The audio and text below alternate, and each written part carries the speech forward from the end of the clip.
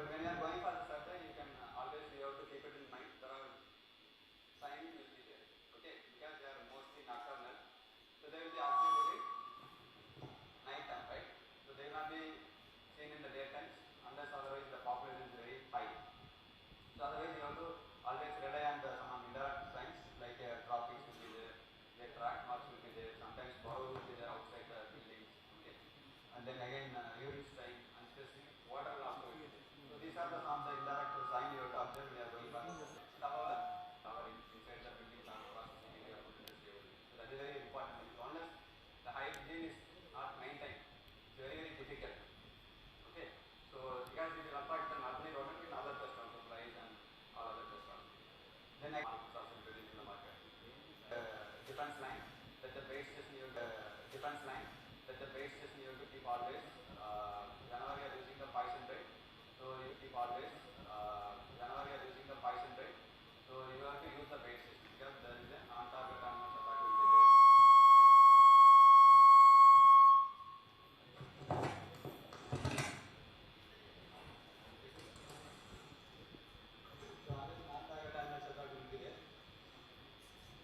So that's why you have to use the bait station. So again bait station also only the bait should be applied only compound around the compound, not the inside the processing you need food and testing. Okay. If you want to use, you can use the sticky traps. Okay. Though it's banned in several places, but it is still it is available in the market. You can go ahead with the sticky trap also. So there are different lines you have to use. Boundary wall, building the territory, the internal defense. Okay. So there are different, and again always the bait station should be numbered. So that you have to visit at regular intervals, at least weekly intervals as per the SOP, but there is no specific SOP available in India. So that need to be developed in future with the association, with the help of the association, different association, that you have to come forward to develop some of the SOP for all the pests. And then not only the pests, even the sector wise. Suppose hospital industry, what is the SOP needed? For railway industry, what is the SOP? So like the sector wise, you have to develop the SOPs for each and every pest. That is very important. Then all these things you know very well. I am not into I'm not going again repeating the same thing. And these are the proofing methods. Nowadays rats problem is there everywhere. Okay. In fact, we are also struggling to manage the rats in our campus, but now we are success after putting a lot of proofing methods. So that is now it's problem is reduced. And then like this, these are the rat guards are available different size and plastic and metal and very cardboard sheet, everything. Okay. And recently, I think there are companies come up with plastic strips also. Where before that, when you are removing, then once if you are not removed, then always they make burrows because they are hiding place. So if it is open means they will be very scared to make the burrows because they will be visible to the birds, predatory birds also, the cat, dogs. So that's why always they make burrows only where the fishes are there. So once it is removed, so there will be a reduction in the population also. Then trapping, you know very well, the number of traps are available. I will give some of the recent edition traps also in the market that are available in foreign as well as India also. And these are always the position and it's very important. When you are placing the traps, so always you keep it in mind. So suppose if you are using one trap, the bait should be faced towards the wall. Because sometimes the rat may come. So nowadays we are using remote control and motion cameras are there to capture the activities and even the trapping also. Number of traps also available. It will give infrared signal also. When the rats are trapped, you will get the signal. Then you can go and remove the trapped rats. So like that there are technologies also, the IoT based technology available. Then these are the uses of smart traps. As I told, it will give the one thing is it will activity pattern we can identify, and also it will give the identity stopwatch areas of the infestation, and also to assess the effective of the control measures. Okay. So nowadays everything we can capture in the videos, right? So whether if you are keeping some bait, whether the bait is lying by rats or not. So by seeing that camera, this thing visual we can identify. So that accordingly you can improvise your control. So these are the food safety management system. You have to follow as per the food safety management system, Food Safety Standard Act. You have to follow the certain guidelines. So one thing is to come to the stage and occupy the seats, please.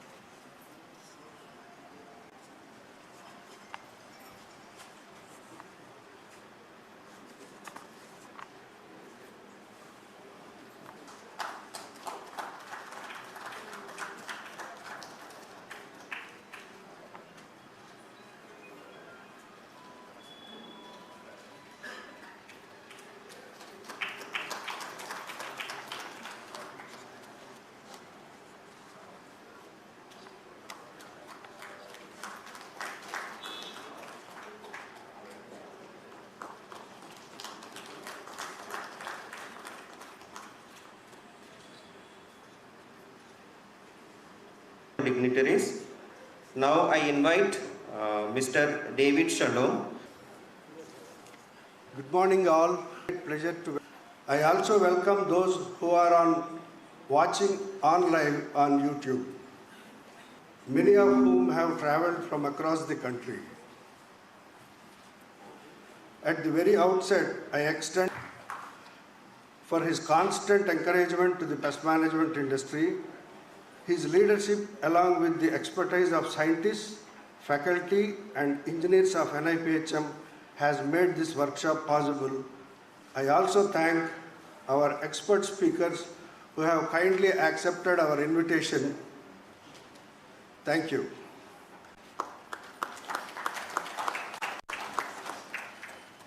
The pest management industry in India is at a decisive stage. While this sector is expanding rapidly, we face pressing challenges such as unhealthy competition, manpower shortages, and raising customer expectations. The way forward lies in adopting innovation technologies and scientific methods. The way forward lies in adopting innovation technologies and scientific methods and enhance efficiency, ensure security, and deliver real value. This workshop has been designed with that vision in mind. The sessions will cover formulations and safety measures for US FDA, WHO, and other regulatory audits. And second topic, identification of rodent species and their treatment methodologies.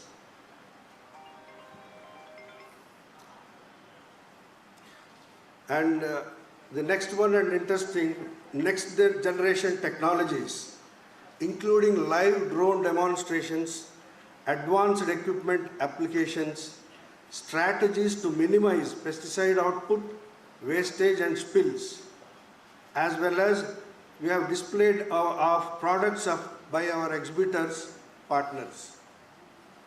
Take back valuable insights from these sessions and demonstrations and continue to innovate in our own organizations, strengthening both our profession and our contribution to the nation. With those words, I once again welcome you all and wish the workshop. Thank you, Mr. for welcoming the gathering. Now it's the time to honor our guests. Now I request Mr. David to honor our respected Director General, Dr. S.S. Singh.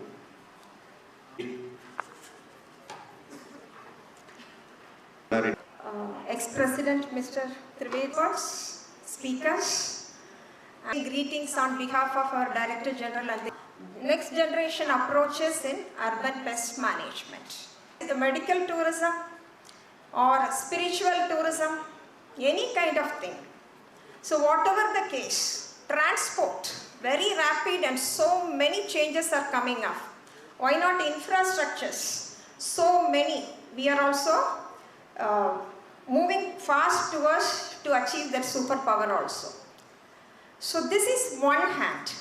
And other organization, they have mentioned by 2050, we will be 50% urbanized. It's like this country in the world, young generation, okay, so many things are there. So NIPHM is one of the platform. We are giving a lot of training program in collaboration and coordination with a lot of association, industries. To our level best, we are giving kind of awareness to pan-India. We wanted to expand our scope. Our Director General is we are dealing with the we have to deal. And whenever we talk about generation, I may belong to one generation, some youngsters, they may belong to another generation, my daughter and other different generations are there. Here also the appropriate topic, next generation. So what are all the latest? So the topics like say, and in urban population rodent, that is becoming a major menace. We won't, you won't believe, particularly World War I and II, malaria was the major problem. Our soldiers and all, millions and millions people, they were affected. Now it is in the decline stage. In the 14th century, you won't believe 25 to 30 million people, they were dead because of plague. It is one of the thing is our rodent. Okay. So the first session, rodent, it is over. And the latest in applications, particularly mosquito, we are talking about fungus, thermal fungus earlier. Now more we are talking about cold fogging and how best with drone, how we can go ahead. So such techniques with sprayers and what and all, the do's and don'ts. So those things we will be delivering the whole day, not only on a theory but also as a practical also. Otherwise, I hope we have a panel discussion also there at the evening. So many experts they have joined from industry, association, so many decades they have a very, very knowledgeable experience in this area. So we can have a very good kind of discussion in the evening. And finally, I hope this one-day deliberation that will be more fruitful and we will take lot of takeaways from this workshop. And otherwise, I wish this workshop a great success. And I thank the organizers IPCA for giving such an opportunity to NIPHM for showing this next generation approaches in urban pest management. And I am very grateful to our Director General for gracing this event despite the busy schedule, as well as the opportunity to given to us. And also I have to thank our registrar and team for the entire arrangements, and our directors and our team, Plant Biosecurity, and Dr. Shaktivel and Dr. Mariadas, they are taking the lead. Thank you so much. Thank you.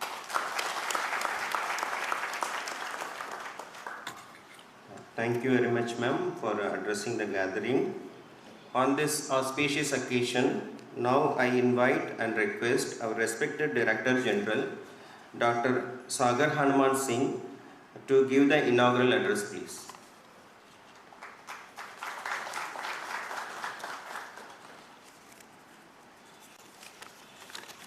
Good morning,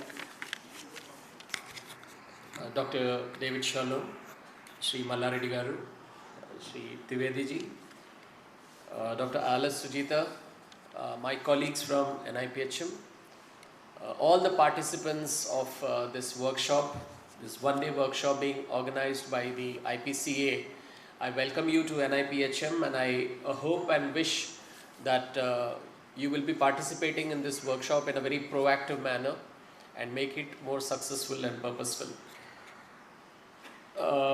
At the outset, I would like to appreciate the efforts made by the IPCA in conducting this workshop on the new generation approaches to the urban pest management, because in my opinion, workshops and training programs such as these are very important to keep all the professional pest control operators in the urban areas abreast of the latest technologies that are coming up on a day-to-day basis, so that the twin objectives of ensuring public health and also safety to both human beings and environment are appropriately taken care of. Because the nature of challenges which the professional pest control operators are facing these days are very unique, because even though the numbers of such PPCOs, I would call them PPCOs for the benefit of all of you, the numbers are increasing, their physical and the geographic spread is increasing. Previously they were confined only to A1 cities or the metros. Now we see them spreading, their activities spreading to tier 2 cities, tier 3 cities, and people are also conscious that due to constant urbanization, there is the menace of urban pests, and if they are not taken proper care of, the public health will be a major victim. So let me just like to bring it to your notice, even though I'm sure some of you are already aware because you've been in this business for quite some time. There are certain challenges which all of you are facing. Some of them are known challenges which affect you on a day-to-day basis, but some of them are pernicious problems, the ones which have been there for a very long time. For example, there is a regulatory vacuum in this particular area. In my opinion, this is a very important thing. There is no regulation as such so as to regulate the business of the professional pest control operators. All the PPCOs are working under one rule of the Insecticides Rule 1971 and one probably section of the Insecticide Act 1968. The problem is there is no specific mention about professional pest control operators like you. You are there in the business only because there are pesticides. That's really unfortunate thing, because you play such a major role, you provide such an important service in ensuring the management of urban pests. But I think the government of India needs to recognize this. I am not, trying to criticize anybody, but I am trying to just highlight the importance, the role which you play in the economic ecosystem as well as the environmental ecosystem. That needs to be recognized. In fact, just now I was suggesting, Dr. David, that this kind of a meeting should be organized next time probably in a place like New Delhi, where we should call officials, officers from the Ministry of Agriculture, from the Ministry of Health and Family Welfare and the Ministry of Urban Development, because you touch all these domains, important domains, right?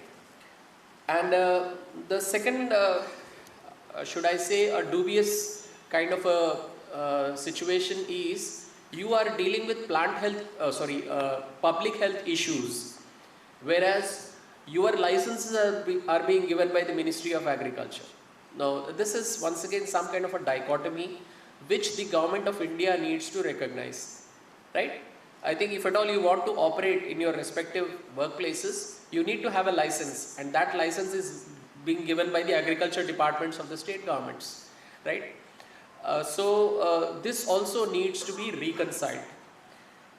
And third one is one of the major issues I personally feel that needs to be addressed immediately is there is no institute which does research and development in this particular area, because I keep telling in various of our training programs which we conduct at NIPHM that we are resorting to, we meaning all the PPCOs are resorting to the use of pesticides in such a manner that I am sure by now some of the pests must have developed resistance to a lot of insecticides, and there is no data on that. There is no research on that, which variants have developed resistance, which species have developed, and which are the new strains that have come up which cannot be controlled by the existing doses which all of us adapt. Then there is a menace of climate change. Today is the 26th of September.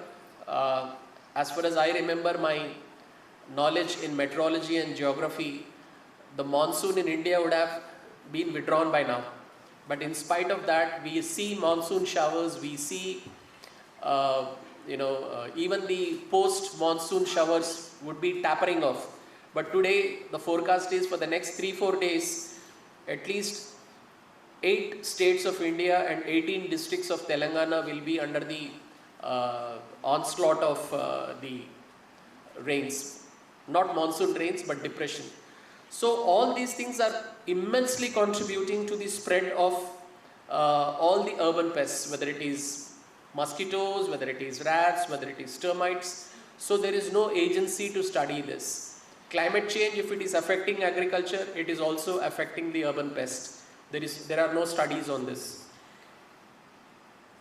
And this sector of professional pest control operators is a very fragmented sector. I undergo training in an institute like NIPHM. I get a license to operate. I believe in competing with my partners in, say, Hyderabad. So it's a very fragmented sector. I think some kind of a unification is needed. Of course, IPCA and other associations are contributing to that.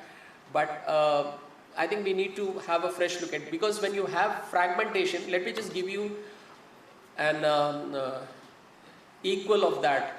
In agriculture, 85% of the farmers hold less than 2 hectares of land.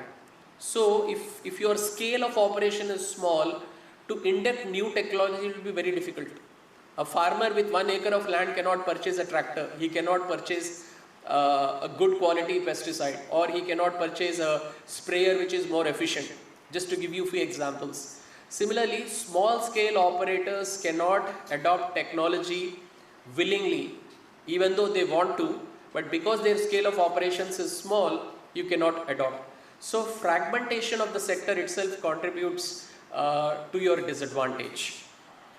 Then also lack of standardization. Even though there are international standards on professional pest control operations, I think, I don't know if the industry has adopted this. To my knowledge, it is not. And the government of India or the state governments are also not aware that such a standard exists when it comes to ensuring that these standards are meticulously followed whenever licenses are given and renewed by the state governments. So these are very important areas of concern when I see this sector in a holistic manner, and not confining only to increasing the business or tapping the potential and so on and so forth. And there is also lack of public-private partnership.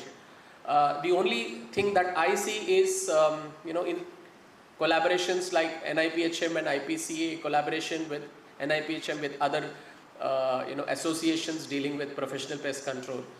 In addition to that, I think we require more collaborations. In fact, in one of the meetings which we had recently, I was suggesting, why don't we give why don't the association fund research on the extent of pesticide resistance developed by, say, mosquitoes or termites or rodents to some ICR institute or any other institute which is dealing with pesticides.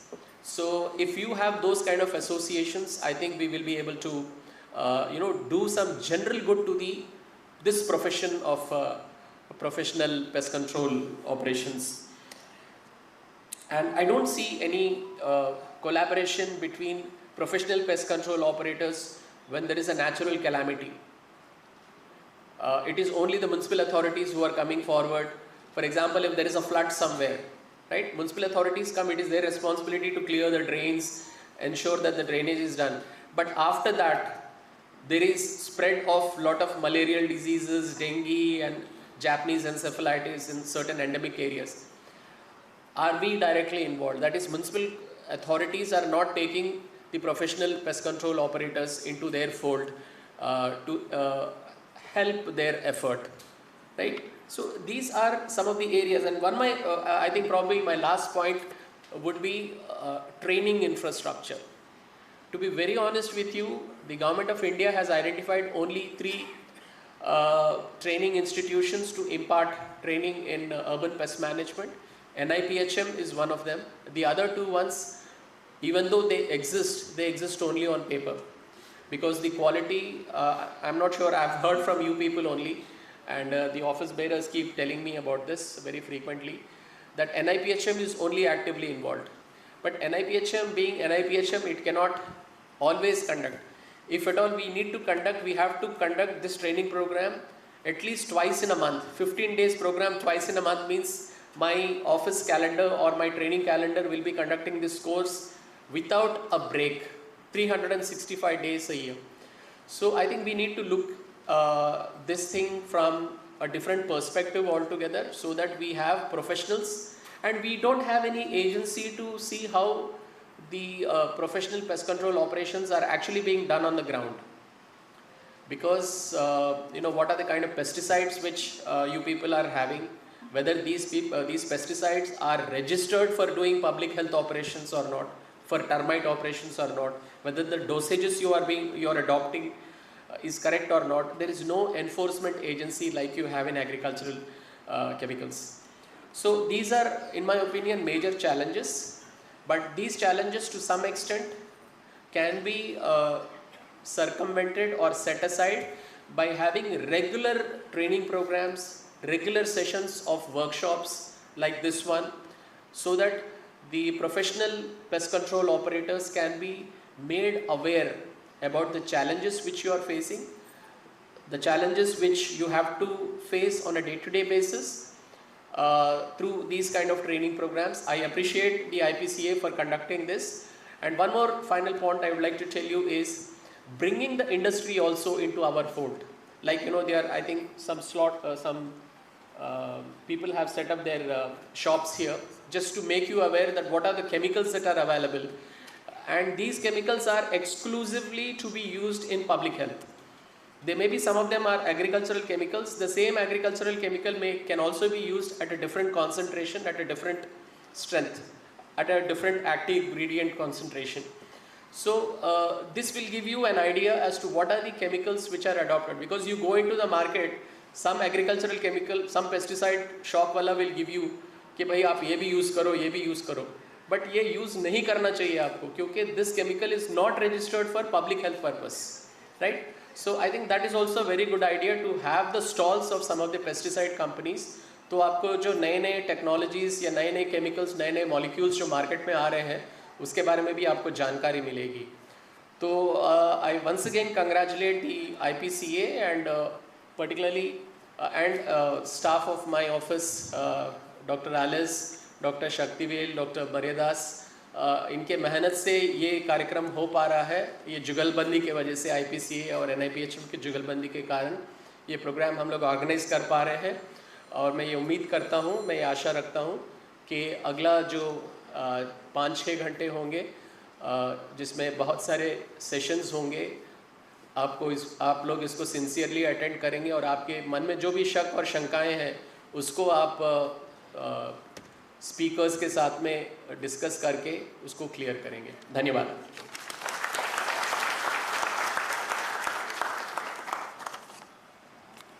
Thank you very much, sir, for inaugurating the workshop and also for the inaugural address and also for the in-depth analysis of various challenges and issues faced by the pest control industry in the country. With this, we are concluding our inaugural session. Now, I request all to raise for the national anthem, please.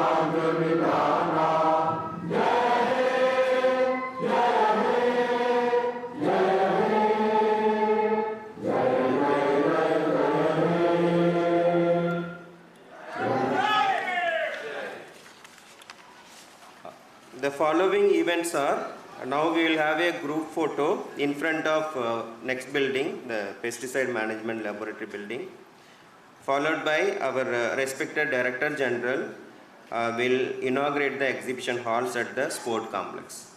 So I request all to assemble in front of the PMD building, the next building.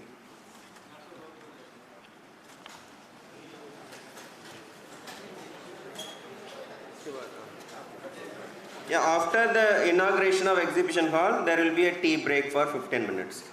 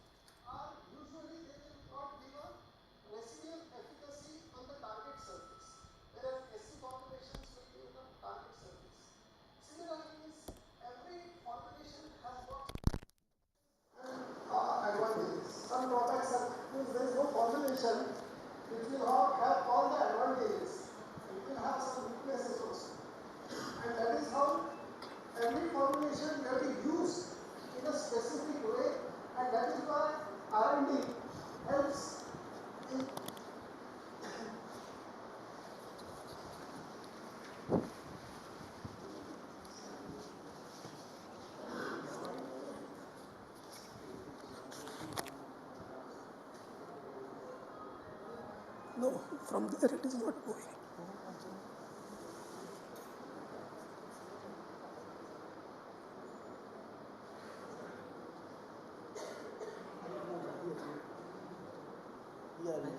Cell hai kya? Attract some insect for its food value or some other value, and then they consume the bait, and then the insecticide kills the cockroach or some target insect. So what is the basic idea? It has to be consumed and then the insecticide will act. So the proportion of insecticide in particle size is quite bigger. When you mix it with water and when you spray it, sometimes what happens, the particle size is bigger. Therefore the wearing and tearing of the nozzle happens quickly, because the particle size, all the particles are going through that nozzle only. In SC formulation, it is relatively less, and EC formulations, it is very, very less. But again, when we consider EC formulations, there are emulsifying agents which may corrode the lining of the pump from inside, So again, there are some drawbacks of EC formulation. If we say about in each case, you have to be careful about using the formulation. So the personal protective equipment is very important. Role of personal protective equipment is important. We'll deal in that later on. But classification of pesticides. Now, when we see the toxicity of insecticides, toxicity of different molecules is different. How the toxicity is measured for the insecticides? How is it measured? Anyone? LD50? So it may be very highly toxic, super toxic, wherein super toxic insecticide, even less than 5 drops can be lethal to human being, or highly toxic or moderately toxic. Some are practically non-toxic, but they are toxic. See, when we say insecticides, they are born to be toxic. They are being manufactured or produced because they have the toxic property. They have to kill some insect, and for that reason, basically they are toxic. The only thing is, when we use them, we have to be very careful. How do we understand that they are toxic? Based on the label, and therefore reading label is very important. So when you read the label, sometimes people are not able to read. So how is it possible? Then the toxicity can be understood by the triangle which is present. Red triangle represents extremely toxic. Then blue triangle, yellow triangle represents highly toxic. Blue triangle represents moderately toxic, and green is slightly toxic. So it depends on the toxicity. You can simply see the label of the product on the bottle. If the red color triangle, then you have to be very careful. It can be very toxic. So accordingly, also the the personal protection equipment will vary based on this toxicity. So when we talk of toxicity and the pesticides, what is important? The exposure, because when insecticides, the insects are exposed to insecticide, what happens? Insecticide enters into the body of insect, and then it causes poisoning, right? Then people also say systemic and contact, but I don't think there is something like systemic action. See, systemic toxicity is meant for plants. When we say we are applying a systemic insecticide to the plants, then what happens? The insecticide travels through xylem and phloem, and then it reaches the foliage throughout the system of the plant, and then when it is consumed by the insect pest, it will get killed because the insecticide has gone into its stomach. But here in the pest management industry, structural pest control, every insecticide that we use as a spray, it will be absorbed through the skin, and it acts as a contact. So, as a contact insecticide, it will enter the system of the insect and then it will reach the nervous system and it will kill that insect. So it's not systemic, it is basically contact poison, contact toxin. But there are 4 or 5 different places or ways through which insecticide can enter the insect body also, but human body also. Now which are those areas? Eyes, nose, mouth, skin, ears. So the natural openings. These are the openings through which insecticide can enter. So that is why insecticides can be toxic, and therefore it is important to understand why do we use personal protective equipment. So when we use personal protective equipment, people usually see that the entire coveralls, means they show apron and everything, a person dressed like an astronaut. He is seen as an astronaut and the people are afraid, "Arey, itna sara pehnne ke baad how he is going to do the job?" I also sometimes ask myself this question. You don't have to wear all the personal protective equipment for each and every service based on the toxicity of the pesticide. Based on the type of application, you have to make a decision which protective equipment you have to use. Now each body part, different body parts in human body have a different absorption rate for insecticides. If it gets touched to, if it touches your forearm, while spraying, if your forearms get sprayed with insecticide, chances are about 8.6% of the insecticide will get absorbed in your body. Then, if it gets on your palm, higher than that, 11.8% may get absorbed. Then, if it gets abdomen, it touches abdomen. So, abdomen, it's about 18.4%, right? So, many a times, when you prepare the solution, and if it is on a large scale, you are advised to wear apron. You know, apron is a different kind of personal protective equipment. So you have to use apron at that time.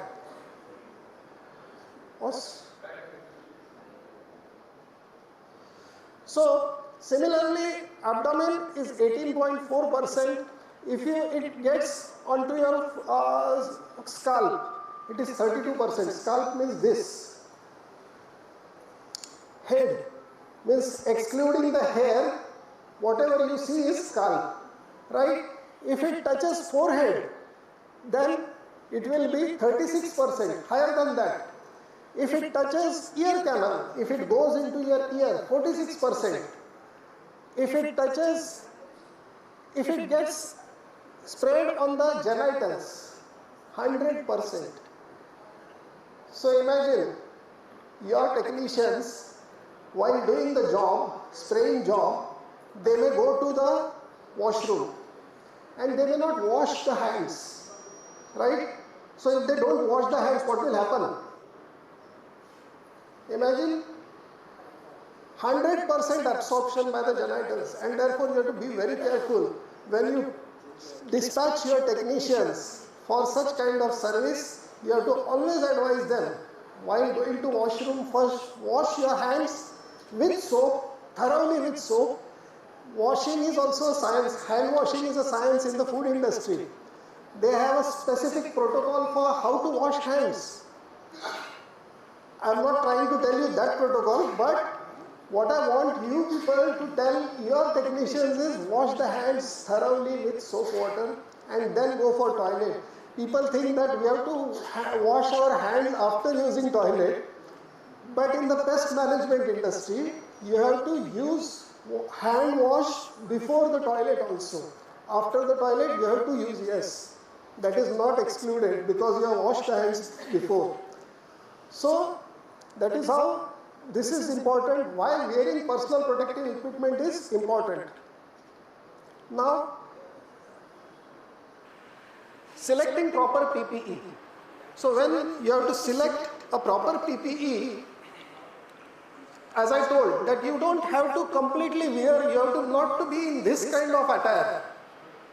Based on the, see, liquid formulations, they are more prone to have exposure than solid formulations. So your personal protective equipment should be like that.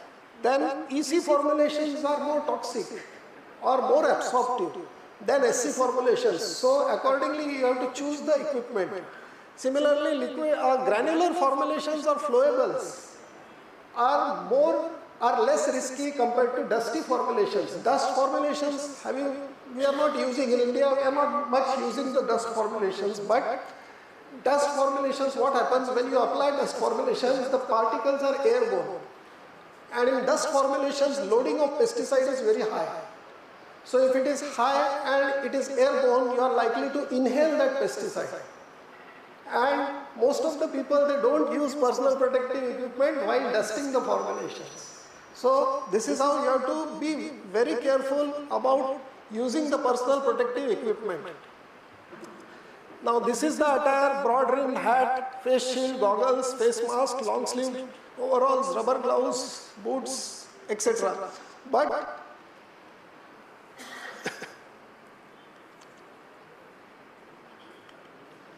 you can come on.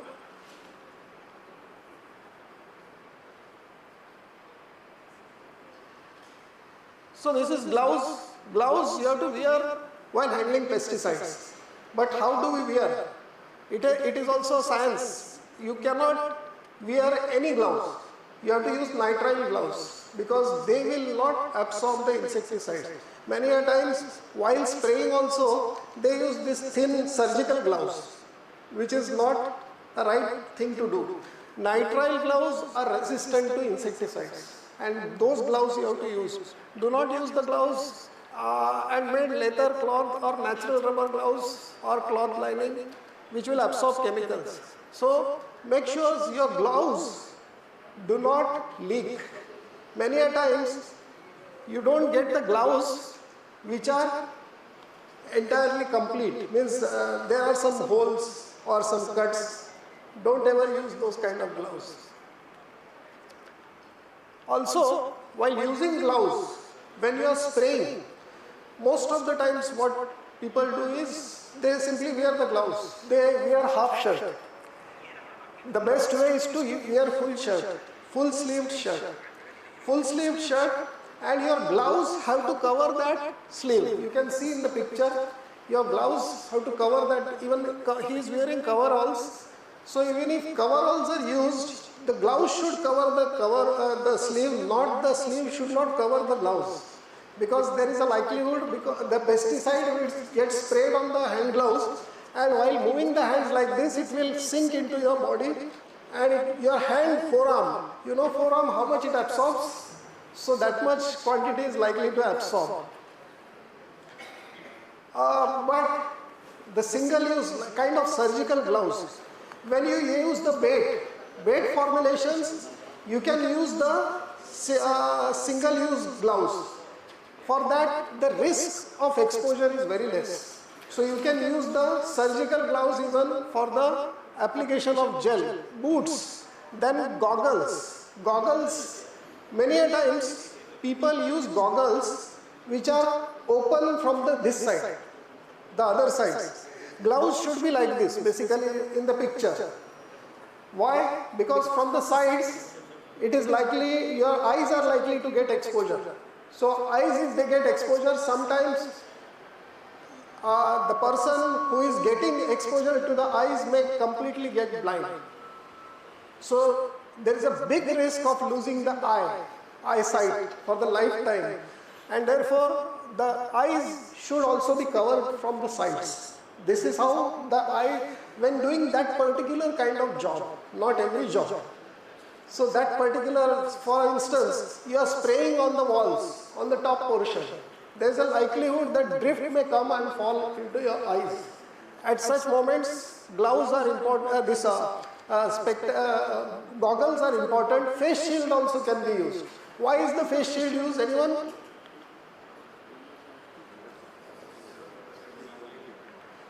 Face shield, how does it protect? It protects the entire face. Not only that, but it is also protecting the head, the portion above. So forehead. So forehead is important. Forehead is also having high absorption rate of pesticide. So when you want to protect the forehead, the face shield is very important.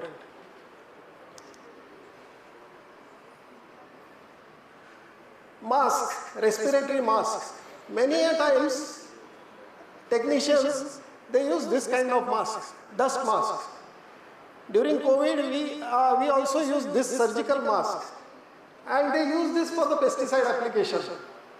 But that's not the right use because they can get wet. If you spray pesticide on this kind of mask, they will get wet and you are going to get exposed to the pesticide. So these two are the wrong, not nuisance dust masks or even surgical masks. When you want to do a respirator, respirator is something like this. So respirator, when you have to use this. So it will filter based on the particle size. Again, there are different types of respirator. If it is a very small particle size, you have a respirator with cartridges. You have to fix those for getting oxygen inside. This is how. So these are with the what you call cartridges on the side. Then hats. The scalp area, if you want to protect the scalp area, scalp is also having high absorption rate for the pesticides. So simple insecticide resistant cap. The cap should not absorb moisture or liquid insecticide. That kind of cap you have to use. See, here the person is wearing apron. And why is that? During the mixing of pesticides. Why? Because the stomach has a high absorption rate for pesticides. Therefore, he is using apron. So, washing and cleaning of protective equipment is also important. I will not go into much detail about this. Laundering is also important, but I will not cover that because I have so many things to cover. So, storage of pesticides. Store the pesticides away from the house premises. These are the basic do's and don'ts. I am not going into technical details that it should be well ventilated, well lit and all those, because those guidelines are given in the pesticide label itself. So these are the basic guidelines. Store the pesticides away from the house and premises. Keep the pesticides in original containers. Many a times when the technician goes to a house, they tell him to give some amount of insecticide in different bottle. Or some people use Bisleri bottles. What would happen? Bisleri or mineral water bottles, sorry to give a brand name, I should not. But mineral water bottles you cannot use for storing pesticides. Why? Anyone? Reason? No, not because it is plastic, but once you have used it, after that if you throw it off, and someone uses it for drinking water, what will happen? It will go into his stomach, right? So that is why use the pesticides in its original container. When pesticides have been stored, area should be marked with warning signs. This is a guideline especially for the big commercial establishments, food industry. Wherever pesticides are stored, you have to mark it with the warning sign. Then pesticides be stored away from livestock and children. This is for general household kind of situation. In the pest management professionals, they are so residential insecticide and weedicide together. Sometimes what you would do is you may spray weedicide instead of insecticide, aesthetic value to the premises, and then you may end up burning those plants. So do not allow children to enter. Then pesticides should not be exposed to sunlight or water. It will lose its effectiveness. So this is how we are done with the safety and personal protective equipment. Then we will go through in brief about MSDS. Most of the people, they say MSDS. So now it is SDS. Now we have to call it SDS. Reason being, In 1992 in Brazil, United Nations Conference for Environment and Development, UNCED, they decided to adopt an international system, because MSDS, when we say, each manufacturer had its own format of MSDS, and they used to prepare MSDS and give it to the end user in their format. I have seen some MSDS is material safety data sheet. So I have seen some MSDS having 14 sections. Some MSDS are having 16 sections. So there was a bit of ununiformity. One page MSDS. Yeah, I have even seen one page MSDS. Means there was no uniformity. And why is it important? Because when you get the MSDS, what is MSDS basically? It gives information about that pesticide. And why it is called material safety data sheet? Pesticide is material, but one of the material among many materials. And therefore, they decided to remove this material. Right? So, MSDS safety, when we say safety, the document should give you the information about the safety aspects and how toxic it is, what are different parameters, how it is measured, what is the LD50 value, all the information. But what happens is, in previous system, they used to have different at their will. The manufacturers used to have their own will in preparing MSDS. So this UNCED, they decided to have a mandatory regulation across the countries, not only in India, across the countries. They had it in Brazil. They decided to have a harmonized system. So the Occupational Safety and Health Administration in March 2012, they decided to publish a final rule which will align its hazardous communication standards and regulations with the global harmonized system. So GHS. So as per the GHS, they had decided that we will have across the countries, we will have SDS, safety data sheets. So major changes what happened in the MSDS is, MSDS will now be referred to as, now if you get any document of pesticide which is saying that it is MSDS, it is from the, not manufacturer, but it is from the old system, right?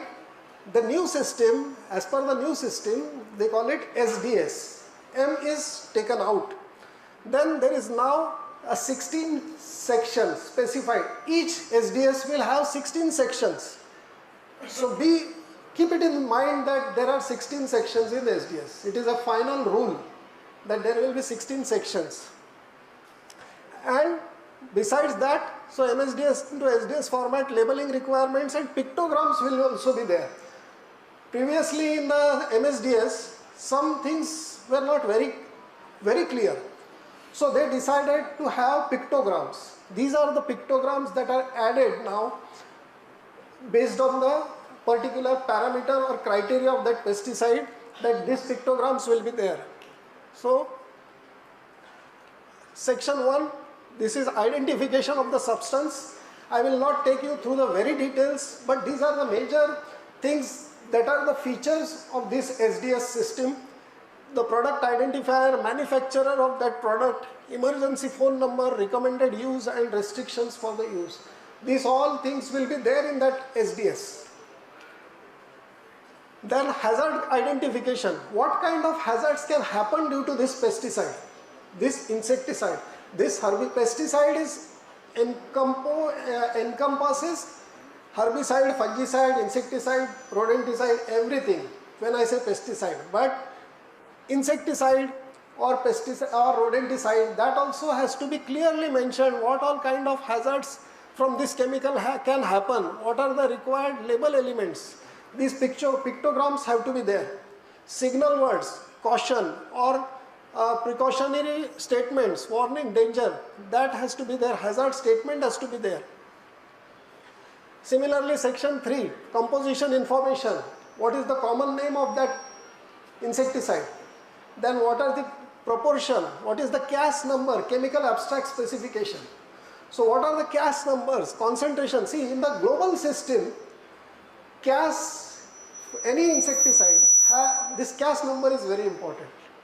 So based on that, you classify the insecticides. We look at the insecticide only from the Indian perspective, which is very few insecticides are present. But globally, if you say there are thousands and lakhs of insecticides, so they can be identified by their CAS number.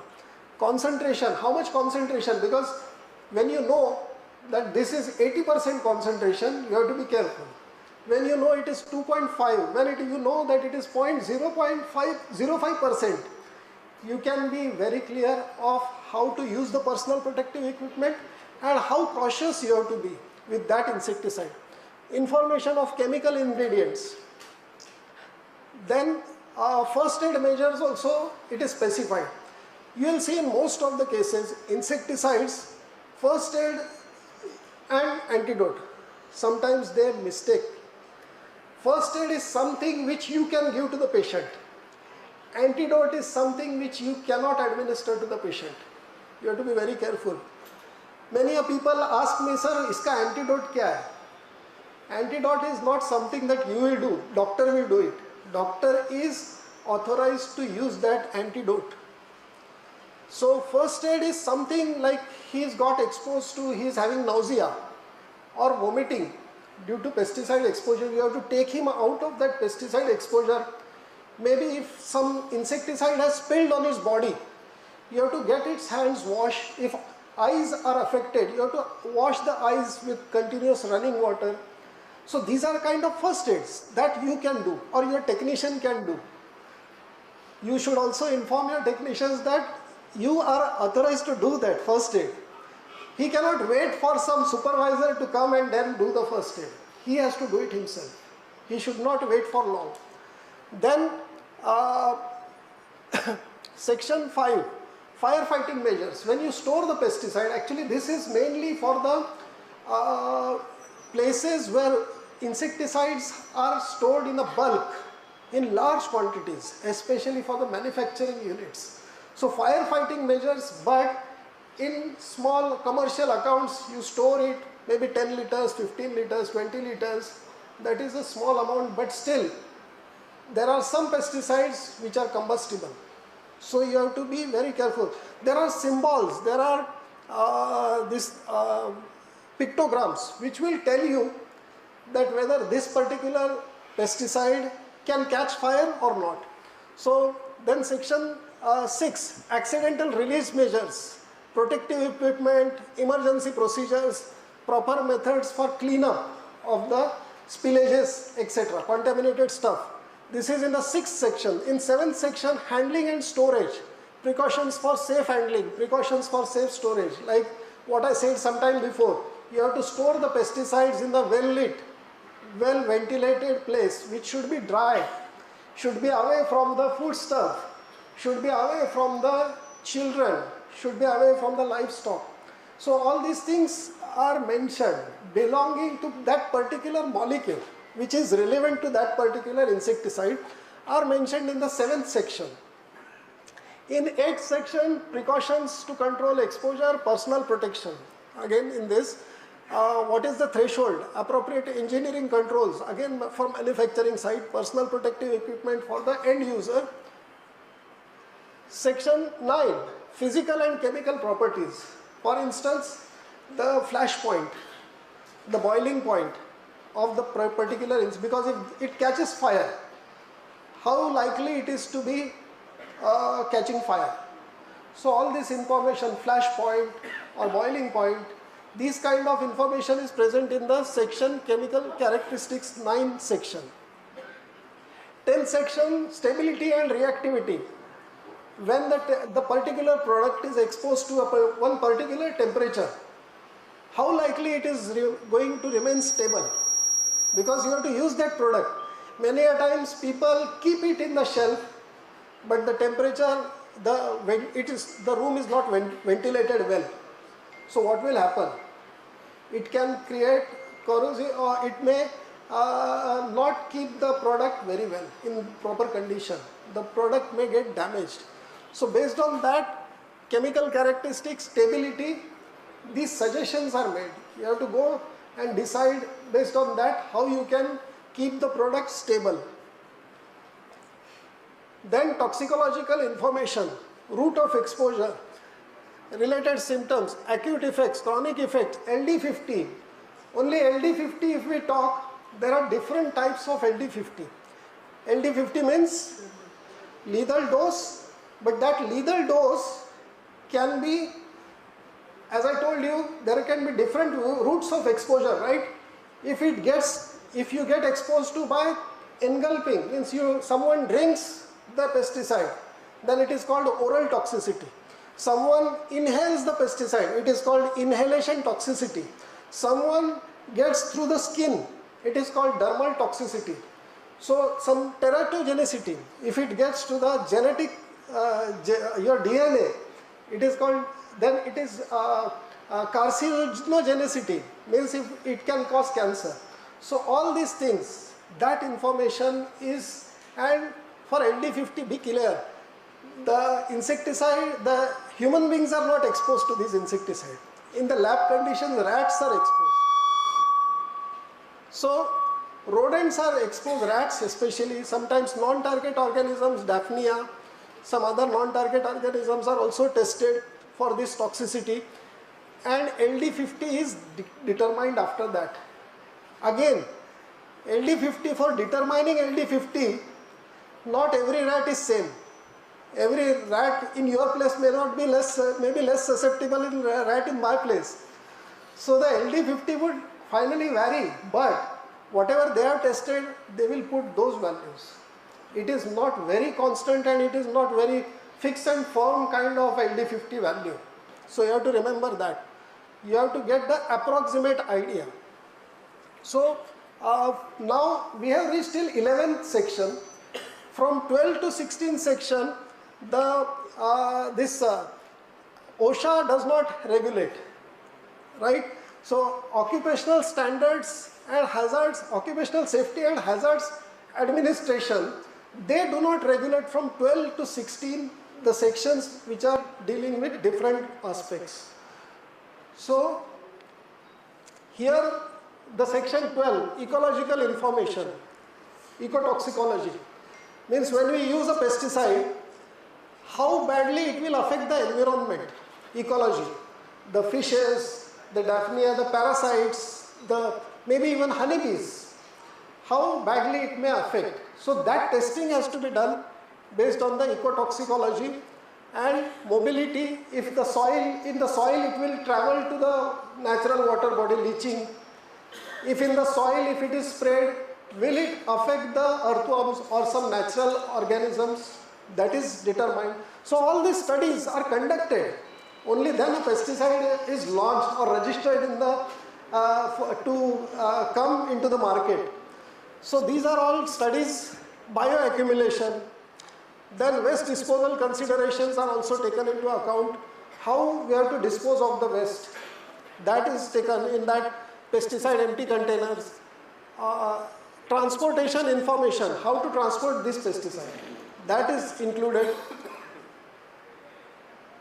15th section is regulatory information. If this pesticide is registered by Federation for Insecticides, Fungicides, and Rodenticides Authority.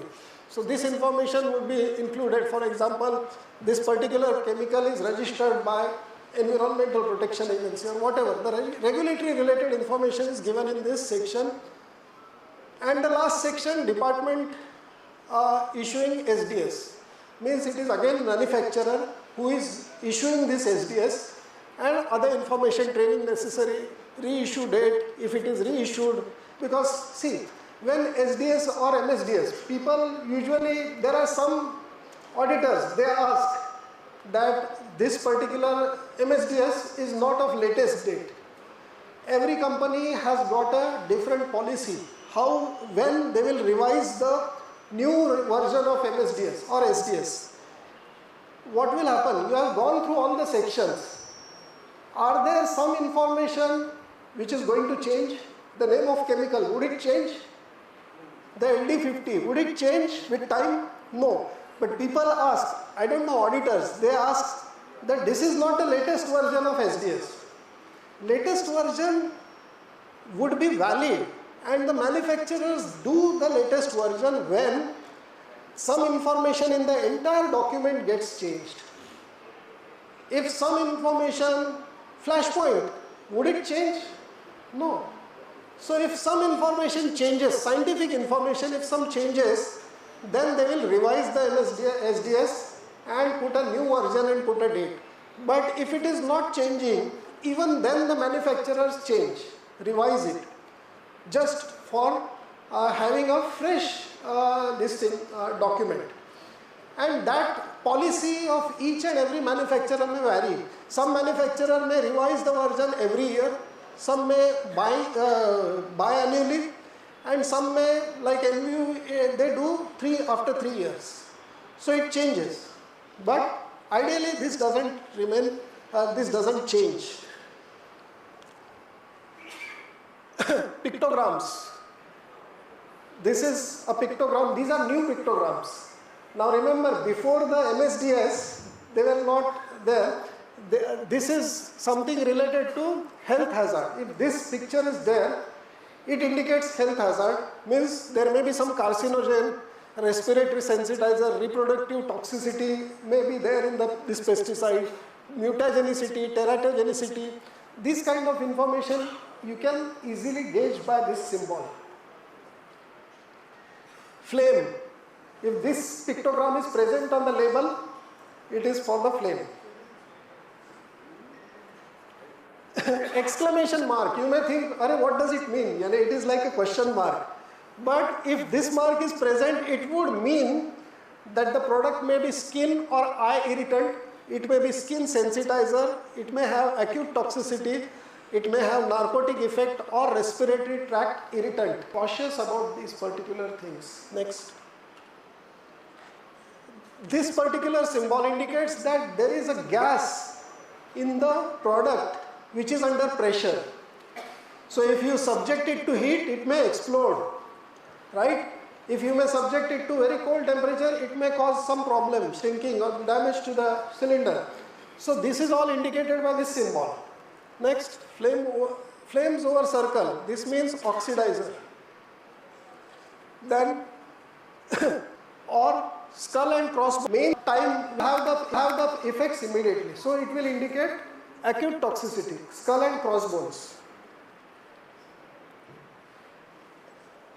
Exploding bomb, which means there might be some explosive agent which may explode, which may be self-reactive or may have organic peroxides. Environment, acute toxicity. You can see the fish upside down and the tree which is dry without leaves. So it indicates it is again aquatic toxic.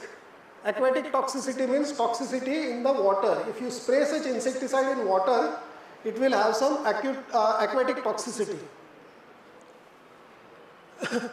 So now FDA regulations. Do I have time? How much time I have got?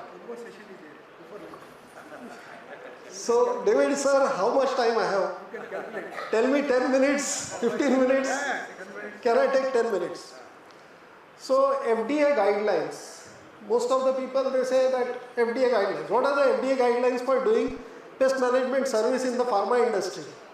So as such, there are no guidelines for pest control in the FDA scheme of things. You have to follow the guidelines which are meant for GMP. GMP guidelines is good manufacturing practices. So in good manufacturing practices, there is a long list. There is a one complete big document. How you can do the good manufacturing. Why is good manufacturing required? Why good manufacturing practices? Because when you manufacture a product, it should not cause any hazard. Now this hazard can be physical, chemical or biological. When you are eating a samosa, let's say, when you are eating a samosa and while packing the paper bag in which he is putting the samosa, he inadvertently happens to put some pin in that samosa and you eat it. The pin goes, the stapler pin, it may go inside, may cause damage. So it is physical hazard. Physical agent has gone inside. If suppose there is a cockroach control service done in that samosa making unit, because there are a lot of cockroaches, and that next day the person has come and prepared samosa in that platform, what will happen? Pesticide will be absorbed by samosa first, and then after eating samosa you will be absorbing that, your stomach directly will be absorbing that pesticide. So that is chemical hazard. What is biological hazard? You might be, because may not be you are doing service. So that samosa making person, he has kept the potatoes, chopped the potatoes and prepared all the filling and kept it for 2 days. The microbial development will happen and then he will prepare samosa, and that is called biological hazard. So biological, chemical and physical hazards should not happen to any food. Everyone in the country is entitled to have safe food. That is the concept why these guidelines, GMP, we call it GMP, right? And that is not same for food only, it is for across. If you even use the drugs, the medicines which you are taking, for pharma industry, the medicines, dietary supplements that you are using, they should also be safe. And therefore you must be knowing that in the pharma industry, the process of pest control is very stringent in the pharma industry. So the philosophy all comes from FDA standards and FDA guidelines, and FDA guidelines is for good manufacturing practices. And in this entire scheme of good manufacturing practices, pest control is one small part, very small part. So I am going to take that. Now you can see general provisions, these are all sections. I am not going to bore you with reading through all these sections. But general provisions is the part, don't wash hands and then they prepare a pizza. What will happen? Biological hazard or some other hazard may happen, right? So physical plant grounds, where they are making the physical plant, means where the whatever, let's say cake, a bakery, there the actual cakes are manufactured, prepared. So there, that is called physical plant grounds in the terms of FDA, right? So these are the sections, equipment, but these all are not very relevant. They are relevant, but I don't completely exclude them. But there are most of the relevant related to pest management is the section C, subpart C, physical plant grounds. That is related with the pest control. Again, there are till P, you can see that so many sections, and each section is elaborately covered. There are so many documents related to each section. But I will see only part C, which are having section 111.15, 16, 20 and 23. So these sections relate to sanitation requirement of physical plant, then requirements of written procedures. Now these things you have to see, FDA gives a guideline. They don't tell you how to do pest control. You have to prepare your own protocol, and that should align with these guidelines. That is the FDA requirement. Design and construction requirements of physical plant, what records you must keep and maintain. Condition. So these are all sections.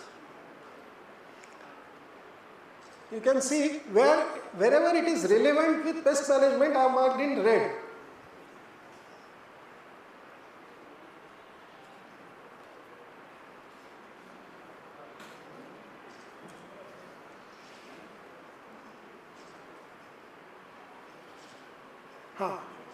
Right. So all these sections, are you able to read? It's very lengthy, and also interpretation is very difficult sometimes. So I have minimized and summarized it in a small, simple language which will give you how to operate and how to do pest management in the pharma industry, or maybe even food industry, it can help. So sanitation guidelines, the section A, right? It suggests that exercise care by inspection, exterminating or other means to exclude pest and filth. Whatever you are doing, you have to exclude pest from the physical plant grounds. This is the gist of all these guidelines. You have to follow these guidelines and you will be complying with the pharma industry pest management. Nextly, maintain your physical plant in good repair condition. Means you have to ensure, not you don't have to repair, but plumbing leakages, for instance, what will create? It will cause leakage of water.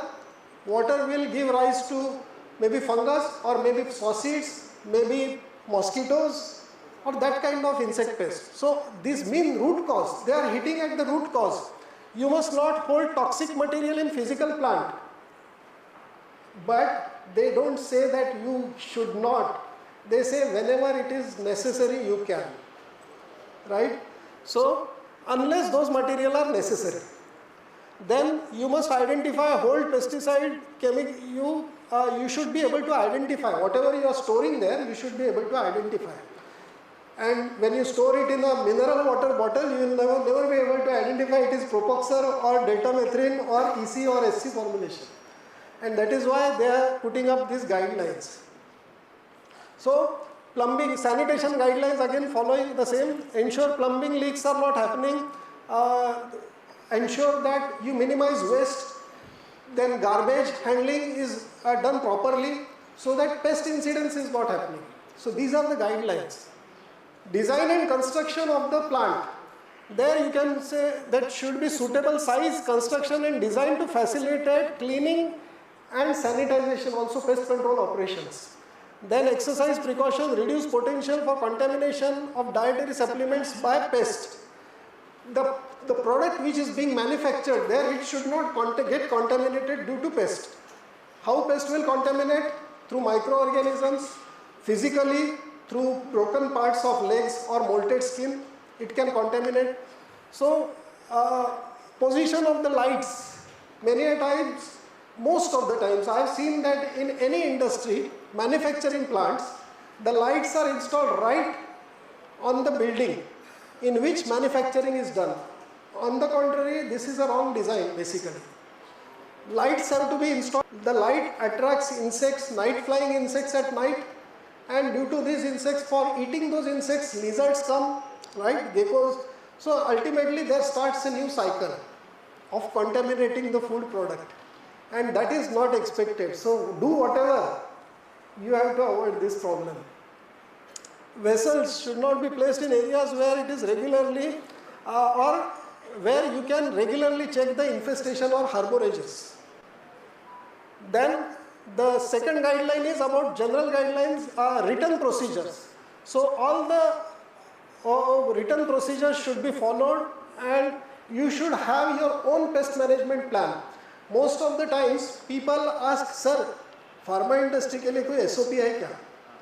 People are very crazy about SOP. And SOP is, believe me, SOP is nothing. SOP has to be customized for each plant. Every plant is different, every house is different. So the standard operating procedure, you cannot say that do pest control, after 4 weeks you have to apply gel, after 1 week you have to, no, you can't decide that. Based on the infestation level, based on the situation which is conducive to the pest, you have to decide your SOP, you have to write it. When you inspect a particular account, commercial account, you have to prepare your own SOP. Unless you visit and inspect, you cannot prepare an SOP. There is no standard SOP in any system which will tell you how to do pest management in maybe food handling areas, maybe in pharma industry. You have to prepare your own SOP. Next, record keeping. So these are the main documents. See, record keeping and documentation are two different things, right? Record keeping means whatever you have done, and it may not change with time. Documentation is your SOP or other things which can change. So record keeping is these documents. Now what is my mistake in writing this? Can anyone point out? MSDS. So we should have been writing SDS now, right? So these are the things we should keep as a record. So that's all. Thanks. If any questions, I don't have much time, but any 1 or 2 questions, no problem. Provided David sir give me a time, I'm okay. Question and answers, we have a section. I am leaving at 4 p.m. sir. Oh yeah, take 2 questions. So, okay, yeah, he has one question. You have mentioned lethal range. Lethal dose, lethal range. In which section? MSD, SDS? Okay. Lethal range mentioned that greater than 50,000, range is 500 to. The toxicity is the triangles. Just you explain briefly what is the range, where it comes from. Second thing is what is the relation of that range to threshold. Okay. Threshold and ELD and LC. So lethal range is, as I told you, toxicity of a particular chemical to a particular organism, let's say rodent, right? The rats may have genetic variation among them. So they test a different range, many rodents, and in that they establish one LD50. Based on that they give a range. There is no one LD50.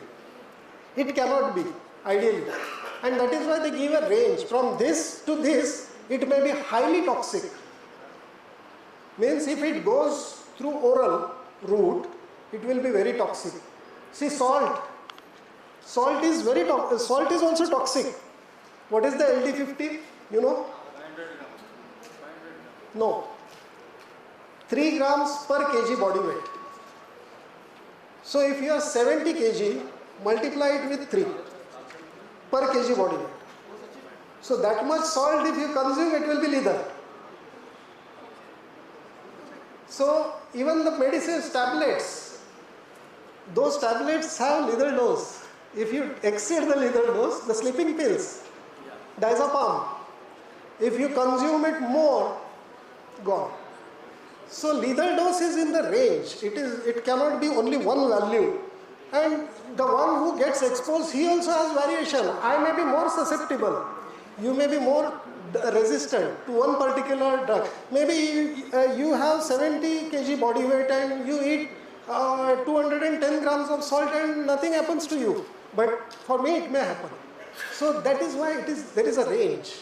Next question, any other question? Okay. For example, a young number of companies, they are manufacturing pesticides, as we are discussing on SDS.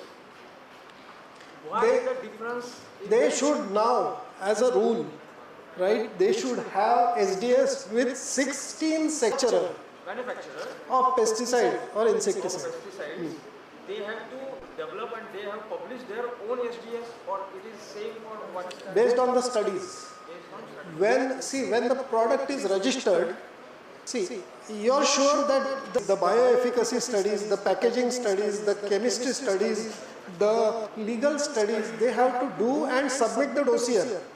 When they have to do these studies, all these things have to be taken into account.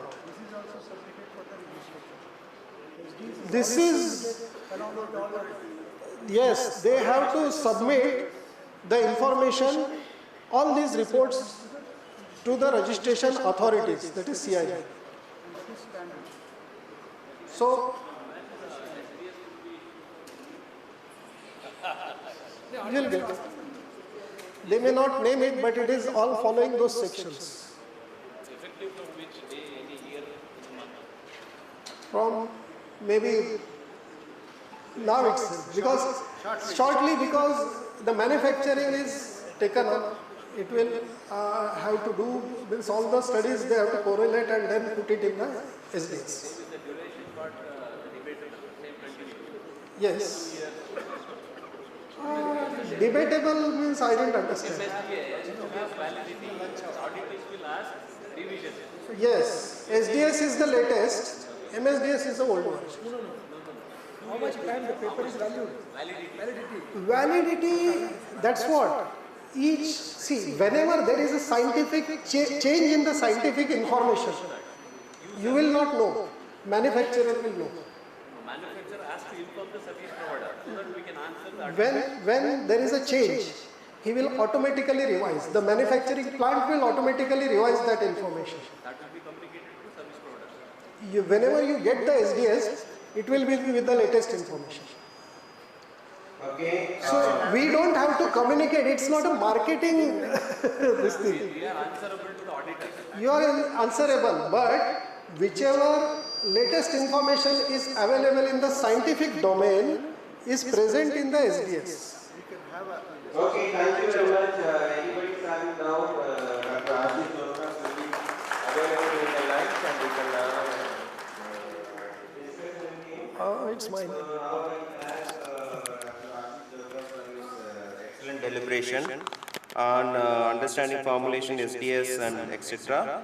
Now I request Dr. Satish Tyagi to present a memento to Dr. Ashish Jogras, honoring his deliberation.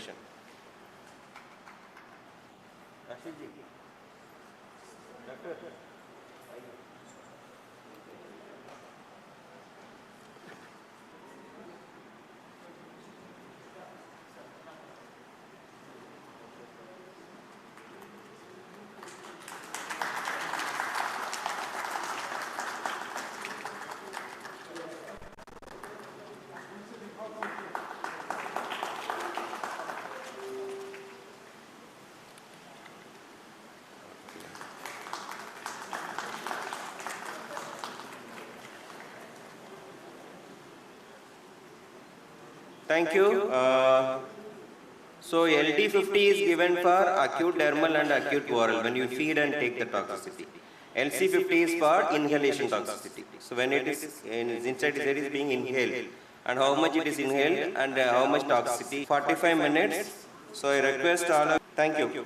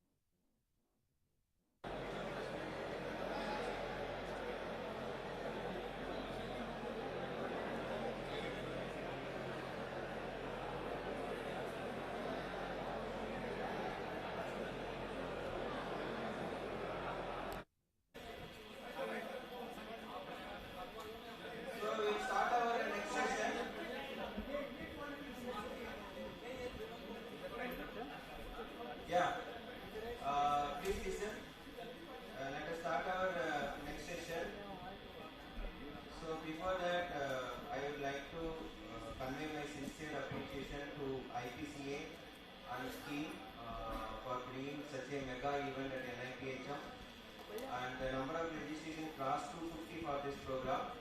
It is one of the largest one. So let us give a still more big applause. Joseph, all Joseph, all Joseph. Okay, thank you. Now all body heated up. So post lunch session will be on this problem. Okay, that's why I asked you to clap. So now our next speaker will be Mr. Hitesh Shah. He will be having a session on urban pest equipment, urban pest management.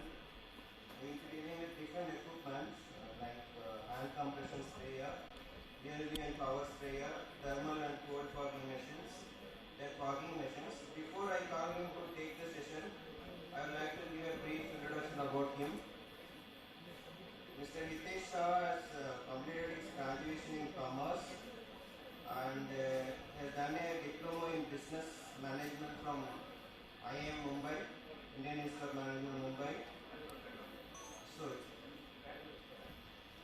IM Bangalore.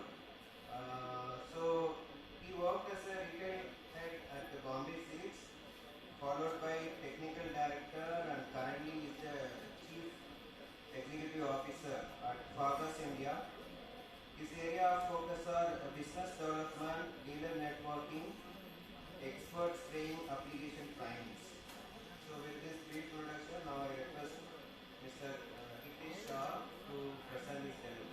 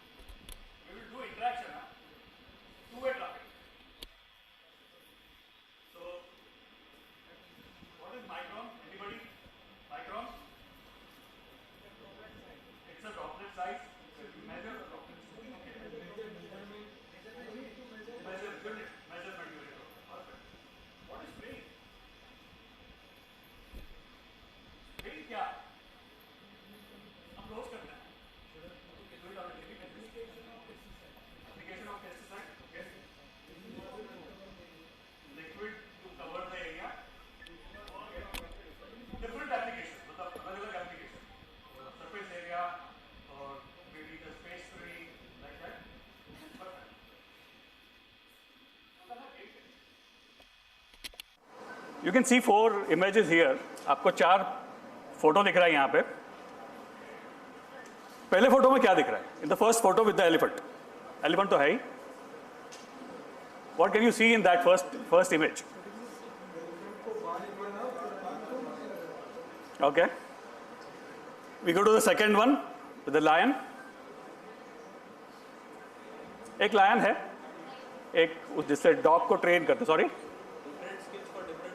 Yeah, coming back to that. And what is the last one with the horse? Horse riding है. अच्छा, ये चारों image में एक चीज common है, वो क्या है?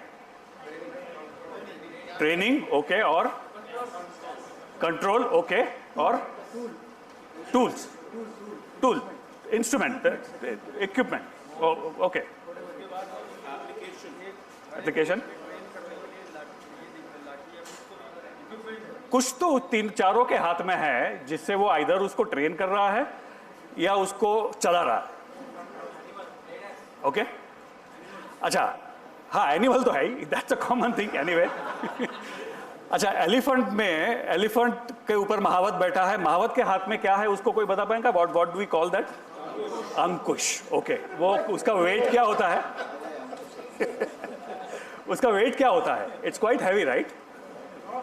ओके ये जो डॉग है उसके अपना ट्रेनर के हाथ में एक टिक टिक है. It's a very small instrument. Lady के हाथ में एक छड़ी है, चाबुक बोलेंगे उसको, और लायन के जो सामने खड़ा है उसके हाथ में एक छड़ी है right. So there are 4 things which is common here. 4 are different things. अच्छा अभी आप मेरे को बताइए ये जो छड़ी चाबुक है, चाबुक से अगर एलिफेंट को हमें कंट्रोल करना हुआ तो होगा? क्यों नहीं होगा? उसको पता भी नहीं चलेगा क्या हो रहा है वो. अच्छा वो अंकुश से अगर डॉग को ट्रेन करना होगा तो होगा? नहीं होगा. सो वो मर जाएगा. So what does it mean? उसका मतलब क्या हुआ? We are coming back to the spraying. हमने पहले spraying का बात किया. There are different kind of sprayings. Each and every equipment has its own uses. Equipments and application. And yeah, of course. And the application. Sorry? End result would definitely not be there. Because if, for example, हम लोग ने space spraying का बात किया. Space spraying के लिए अगर हम लोग हाई वॉल्यूम स्प्रेइंग यूज करेंगे तो उसका रिजल्ट नहीं मिलेगा. Will see it in the next slides. There are basically 3 patterns of spray. One is a high volume spraying, second is a low volume spraying and third is a ultra low volume spraying. Now this would be familiar, हम लोग ये रोज करते हैं. High volume spraying का मतलब होता है जिसका वॉल्यूम बहुत ज़्यादा होता है, ज़्यादा वॉल्यूम पे वो बाहर आता है. लो वॉल्यूम मीडियम होता है, अल्ट्रा लो वॉल्यूम एकदम कम होता है. Now this all comes under spraying. This are different patterns of spraying. और इसको थोड़ा सा माइक्रोन में अगर हम देखना चाहेंगे, रेड कलर का जो है that is high volume, green is low volume, black is ultra low volume. ठीक है.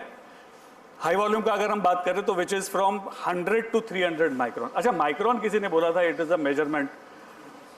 अपना बाल कितना माइक्रोन का होता है पता है किसको?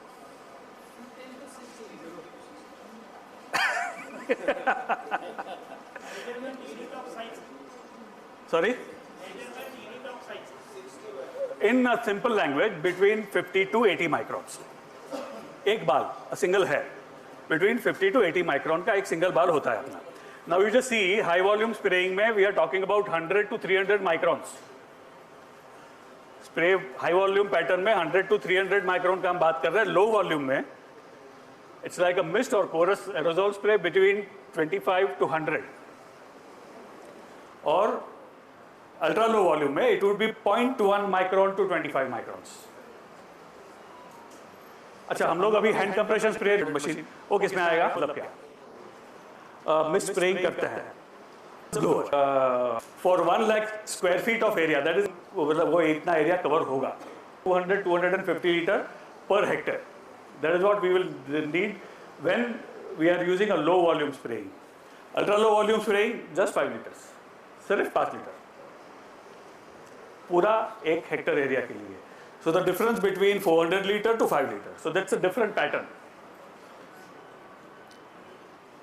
माइक्रोन साइज के लिए थोड़ा सा और डिटेल में जाएंगे. On the left it is droplet size, on the right it is number of droplet per square centimeter. 1 square centimetre में कितना ड्रॉपलेट बैठेगा. If you are using a low volume if you are using ultra low volume which is 10 micron, 1 square centimetre में around 19,000 drops बैठेंगे. अगर हम low volume use कर रहे हैं which is 50 micron, 150 droplet 1 square centimetre में बैठेगा.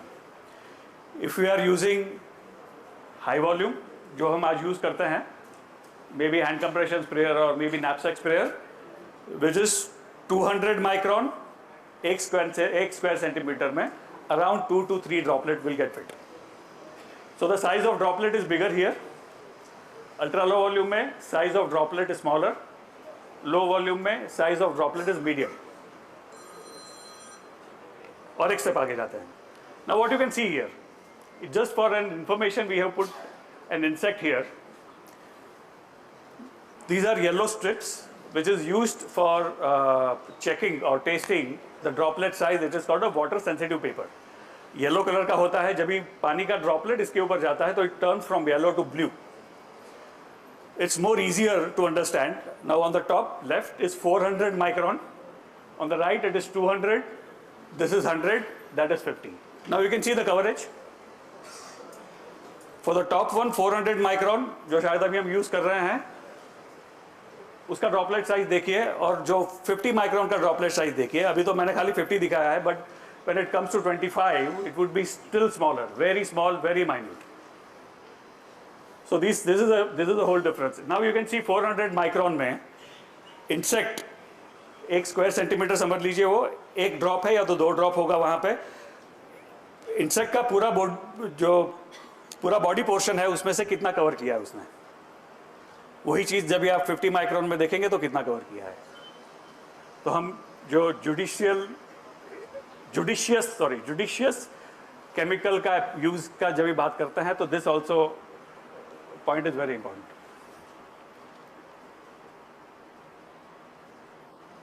Different application again the black is ultra low volume, green is low volume, and red is high volume. Odor control का अभी हम यहाँ पे नहीं देखेंगे. Flying mosquito, what we need is around 10 to 25, to be precise 20 to 25 micron size का droplet होना चाहिए अगर हम फ्लाई कंट्रोल के लिए बात कर रहे हैं. और ये सिर्फ अल्ट्रा लो वॉल्यूम एप्लीकेटर है, वो ही कर पाएगा. अंकुश से डॉग को ट्रेन नहीं कर पाएंगे. दिस ईयर कम्स कि यहाँ पे आपको 25 माइक्रोन का जब ये ड्रॉपलेट साइज चाहिए तो वो यूएलवी ही कर पाएगा, ultra low volume cold fogger ही कर पाएगा, बाकी हाई वॉल्यूम नहीं कर पाएगा. Second, flying flies which is around 30 to 50 microns which is low volume. हमने अलाउ पहले अल्ट्रा लो वॉल्यूम देख लिया, अभी हम लो वॉल्यूम देखेंगे which is 30 to 50 microns. 30 to 50 microns का अगर हम मॉस्किटो के लिए स्प्रे करेंगे तो क्या होगा. 30 to 50 माइक्रोन का मिस्ट ब्लोअर से जो हम अगर मॉस्किटो मैनेजमेंट के लिए अगर स्प्रे करेंगे तो क्या होगा, व्हाट विल हैपन. नहीं रहेगा, because the droplet size is bigger और वो तुरंत नीचे आ जाएगा. Smaller the size of droplet, it will stay for a longer period in the air. That is why we call it as a space spraying in a simple language. Cold fogger से हम लोग spraying करते हैं तो जब भी वो cold fogger का ड्रॉपलेट है, it will take around 7 to 10 minutes to settle down. Same thing अगर हम लो वॉल्यूम से करने जाएंगे तो it will take around less than 5 minutes to settle down. Space spraying के लिए मॉस्किटो कंट्रोल करना है हमें, तो वो ज़्यादा टाइम तक ड्रॉपलेट जो दवाई केमिकल है वो हवा में रहना चाहिए. True. So that's how I am coming back to the point again. For flying, for flies, अगर हम मिस्ट ब्लोअर या तो लो वॉल्यूम यूज करेंगे it would be good, because fly ज़्यादा उड़ता नहीं है, it keeps on going here and there, but mosquito would be there for a longer period of time in the air, right. For that we need a cold fogger, a यूएलवी. Secondly, जब भी हम बात करेंगे flies control के लिए तो mist blower is okay, जो हम लोग ने कोविड के टाइम पे यूज किया था, that mist blower is okay, because that will give you around 50 to 70 micron size of droplet size. Deposits on foliage 50 to 200. इतने सालों से हम हैंड कंप्रेशन स्प्रेयर यूज कर रहे हैं, इतने सालों से. 45 years sir, almost more than that. 45 years से हम लोग हैंड कंप्रेशन स्प्रेयर यूज कर रहे हैं. गलत नहीं है, it is very good, because उसका एप्लीकेशन ही है वो. But that was made specifically for agriculture application. वो अपने लिए था ही नहीं, बिकॉज हाई वॉल्यूम का जब भी हम स्प्रे करने का बात करेंगे तो it is good when we want to keep a deposition on the foliage. में काफ़ी फर्क है, मॉलिक्यूल में काफ़ी फर्क पड़ा है. So again, coming back to the point, Ankush and dog. No. Sorry. So these are high volume sprayers, hand compression sprayer, or maybe a power operated sprayer, or maybe a battery operated sprayer. All these things you would be using, so I'm not going into detail. Hand compression sprayer, very interesting. हम लोग इतने सालों से use करते हैं. Everybody who would be having at least 10 to 15 units minimum with them, hand compression sprayer का. Maybe brass का होगा, stainless steel का होगा, whatever, जो भी होगा. But 6 liter is the ideal size which we are using all these years. Okay. Ideally, जब भी हम hand compression sprayer लेते हैं तो वो कैसा होना चाहिए? We have given all the points here. Now this has been suggested by WHO. सब WHO का guidelines में, WHO का website पे भी है, मैंने नीचे लिंक भी डाला हुआ है. WHO का website पे भी है, hand compression sprayer का उन्होंने एक standard set किया है. वो क्या होना चाहिए, कैसा होना चाहिए, उसमें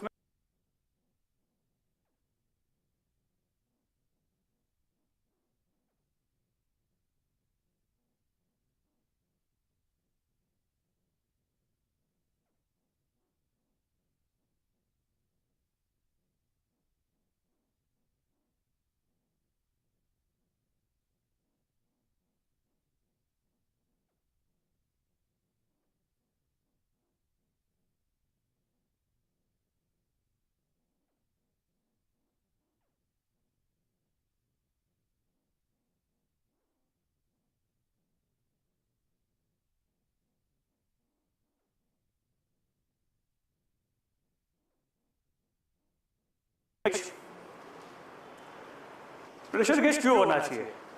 एनीबडी हियर, कोई बताएगा मुझे प्रेशर गेज क्यों होना चाहिए हैंड कंप्रेशर स्प्रेयर में? टू मेजर कि कितना प्रेशर हमने डाला है उसमें. ओके. और ज्यादा प्रेशर होने से फटने का चांस होता है. ओके. और सॉरी, हाँ, sorry, I'm not getting. Equal distribution. Okay. See, formula क्या है? अगर हैंड कंप्रेशन स्प्रेयर 6 लीटर का है, हमने 6 लीटर पानी डाला उसमें, बाकी का जगह प्रेशर के लिए हम प्रेशर भरना चालू करेंगे, तो क्या होगा? उसमें प्रेशर बिल्ड होगा ज़्यादा. Once we start spraying, pressure will go down, क्योंकि पानी कम हो जाएगा, एयर का जगह बढ़ जाएगा, तो प्रेशर विल गो डाउन. जितना प्रेशर कम होगा उतना ड्रॉपलेट साइज बड़ा होगा आपका. जितना प्रेशर हाई होगा उतना ड्रॉपलेट साइज छोटा रहेगा. Higher the pressure, droplet size will reduce. Lower the pressure, droplet size will increase. इससे क्या हुआ कि हमारा अगर प्रेशर कम है उसमें तो अपना आउटपुट बढ़ जाएगा. Again the same point, judicial use of chemicals, right. तो वो प्रेशर मेंटेन रखने के लिए वो रेगुलरली चेक करके प्रेशर अगर कम हो गया है तो उसको बिल्ड करना चाहिए. वो मैन्युअली दिमाग से नहीं होगा कि अभी ये चलो बहुत ज़्यादा पानी निकल रहा है, मतलब प्रेशर कम हो गया है तो उसको और प्रेशर करें. It will not work. उसके लिए प्रेशर गेज चाहिए. That is very important part. Pressure release valve, this is also an important part. अंदर प्रेशर हमने भरा है, तो जब भी हमें उसको रिफिल करने के लिए ओपन करना है तो हम क्या करते हैं? ढक्कन खोल देते हैं सीधा. उसे क्या होगा? ऑलरेडी अंदर प्रेशर है और हम ढक्कन खोलने की कोशिश करेंगे तो वो एकदम से प्रेशर बाहर आएगा. उसके लिए प्रेशर रिलीज वाल्व भी होना चाहिए, जो आप पहले प्रेशर को रिलीज करेंगे फिर इजीली ढक्कन खुल जाएगा उसका. Filler opening not less than 95 mm. हमारे पास आज जितने भी हैंड कंप्रेशन स्प्रेयर है, ऑल दिस प्लास्टिक वन, ये ब्रास का हो गया, ये प्लास्टिक का हो गया, एक्सेप्ट दिस, इसका बड़ा है. ये all this sprayers are having a smaller filler gap. Filler gap मतलब वो जो माउथ होता है जहां पे हम फनल रखते हैं और केमिकल अंदर डालते हैं, राइट. As per WHO it should not be less than 95 mm. बड़ा फिलर का होना चाहिए. Heavy duty rubber hose normally होता है, अपना भी हैवी ड्यूटी होता है, बट हैवी ड्यूटी रबर होस होना चाहिए. So this is the ideal features of hand compression sprayer. Next generation की हम बात कर रहे हैं यहाँ पे आज. 40 years we have used. अभी तो चेंज करना चाहिए अपने को, नेक्स्ट जनरेशन में आना चाहिए. So these are the professional sprayer made for our application, not made for agriculture.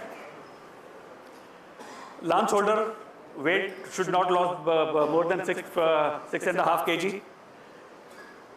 Residual spraying में flat fan nozzle. Whenever we are doing the residual spraying, तो flat fan nozzle होना चाहिए.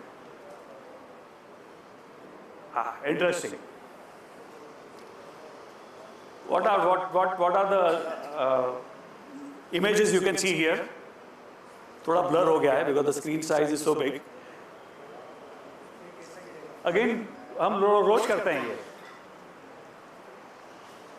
3 patterns of spray. Holocon जो करता है regularly. Doing holocon आज हम holocon ही ज़्यादातर यूज करते हैं. Flat fan कितना करते हैं? अच्छा होगा 1000 to 1100 डिग्री सेंटीग्रेड. इतना पढ़ा, यहाँ पे हीट नहीं होता, यहाँ पे हाई आ रहा है और पीछे से हाई प्रेशर का एयर आ रहा है विच श्रेड्स दोज, मतलब आ रहा है और पीछे से हाई प्रेशर का एयर आ रहा है विच श्रेड्स दोज, मतलब वो बड़ा ड्रॉपलेट को छोटा छोटा ड्रॉपलेट करके.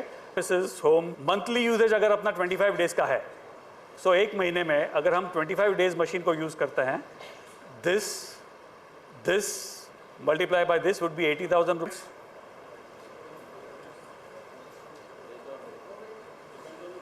Depend on the wind. The wind. हवा कितना है उसके ऊपर है. थोड़ा भी जब हवा ज़्यादा आया तो फॉगिंग मैंने यहाँ पे किया, फ़ायदा बाजू वाले को हुआ और वो अपना क्लाइंट है वो कंप्लेन कर रहा है, बाजू वाला है वो मजा कर रहा है.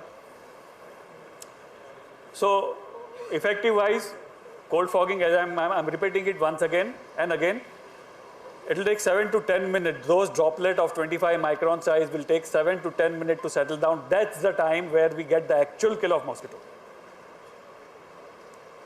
Start using in a smaller way. You will definitely see the results, irrespective of thermal or cold. It's like an open combination lock. Evening or early morning or the dawn and dusk we say. क्यों करते हैं ऐसा? Why we do that? Temperature is very good. क्यों? That also plays the role. And machine that also plays the cracks and crevices no chemical. We are not wasting the chemical. जितना चाहिए उतना ही chemical हम डाल रहे हैं. We are also saving the money there. This would be good for mosquitoes, flies. I'm sorry. This would be good for bed bugs, cockroaches, etc. How many professionals are using foam? Perfect. Car wash में होता है वो. Only used in car wash. हाँ, मतलब जब भी वो कोई भी सरफेस के ऊपर, जैसे वो मेटल का सरफेस है उसके ऊपर जब भी हम फोम डालते हैं तो it has that tendency to penetrate inside. Apply ज़्यादा होता है, पेनेट्रेट होता है. और आपने देखा होगा जब भी आपने फोमिंग से आपका कार क्लीन किया होगा तो इट इज़ वेरी ब्राइट, पूरा क्लीन हो जाएगा मस्त एकदम. बिकॉज दोज फोमिंग एजेंट का जो लिक्विड है डिटर्जेंट बेस्ड होता है, that goes inside the area and cleans everything. Now this is as far as cleaning is concerned, car cleaning is concerned. हमारा इंडस्ट्री में ये कैसे काम आएगा? Now this is just the trial. It is not कि इतने सालों से यूज़ हो रहा है. कुछ सालों से एडवांस्ड प्रोफेशनल इसको यूज़ कर रहे हैं. They are getting very good results as far as effectiveness of chemical is concerned. Have you seen foaming? हमारे यहाँ पे foaming देखा है किसी ने? Apart from car washing. Will go into detail. It's very interesting thing. Now there are foamer applicators available. हमारा normal spraying से foaming नहीं होगा. Foaming के लिए different application के लिए foaming के लिए different sprayer आएगा जो हमें use करना होगा. Foaming agent हमें use करना होता है. मतलब एक sprayer हो गया, पानी, अपना chemical जो हम use करना चाहेंगे वो, और foaming agent. Foaming agent is just a detergent based, shampoo based thing जिससे फोम क्रिएट होगा. और वो जो एप्लीकेटर स्प्रेयर है, there are very good feedbacks from pest control operators who are using for indoors, who are using for kitchens. इतना humid है, वो जो सिंक है वो इतना ऑलरेडी ह्यूमिड है वहाँ पे हम पानी डालेंगे तो और क्या होगा, अपना केमिकल और डाइल्यूट हो जाएगा. There are chances that it will wash away. But foam has a tendency of stay for some time. वो सरफेस के ऊपर कुछ टाइम तक रहेगा वो. In sink or people are using in sinks drainage. लगने के बाद में जब हम फोमिंग अंदर डालते हैं तो it has a what do we call in your language, इन टर्माइट के लिए क्या बोलते हैं? हाँ, सॉइल नहीं, पोस्ट कंस्ट्रक्शन में सॉइल. ओके, सॉइल और the concrete layer inside. So foam delivers insect that breaks the surface tension and makes the chemical go inside. So I will suggest to use this. There are people who are already using it and they are getting really good results effective wise. Few things are like this are available nowadays, which is called a telescopic lance. This can be extended up to 3 meters or 5 meters. So from the ground level you would be able to cover on that top 20-25 feet. Again with a fine spray. I'm not talking about jet. Normally हमें normal spray से करना होगा वहाँ पे, तो either very good for spiders, जैसे warehouses हो गया जहाँ पे it is always difficult to treat because spider काफ़ी ऊपर होता है. वहाँ पे अगर हम जेट स्प्रेइंग करेंगे तो केमिकल वापस नीचे आ जाएगा, it is waste. But when we are using such kind of instrument where it will give a fine spray on the target.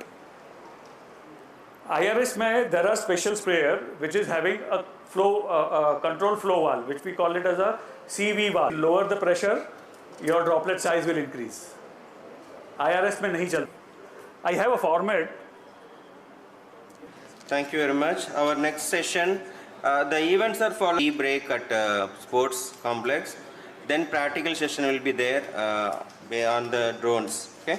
So now I request Dr. Vidhu Kampurath to handle a session on innovative drone applications. Brief introduction about Dr. Vidhu Kampurath. He is a doctoral degree holder in farm power and machinery from Indian Institute of Technology, Kharagpur. He has more than 21 years of research and development experience, academics and administration. As Dean Research and Development, please.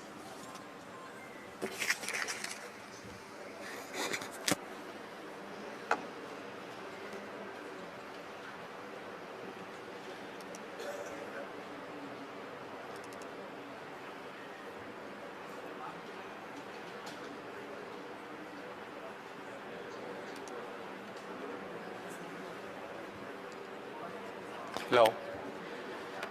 A very good afternoon to all. We are slightly delayed and I was told I have to complete it in very short time. Before we start, let me ask all of you, are you really interested in drone operations? Yes. Okay.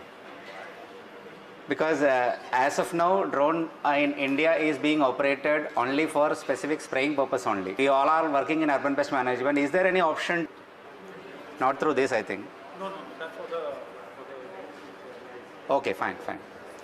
So the idea is whether we are able to develop some kind of protocol or some kind of regulations from the government side. What are the other possibilities through which the drone can be used in other areas related to agriculture? So in that respect, we'll have a small presentation here. I'll not go to the details of drone and all, these all things you might be knowing.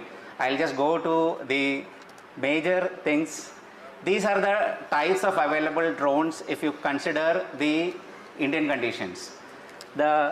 Starting from the single rotor, bicopter, tricopter, hexacopter, octacopter, quadcopter, all based on the number of propellers available.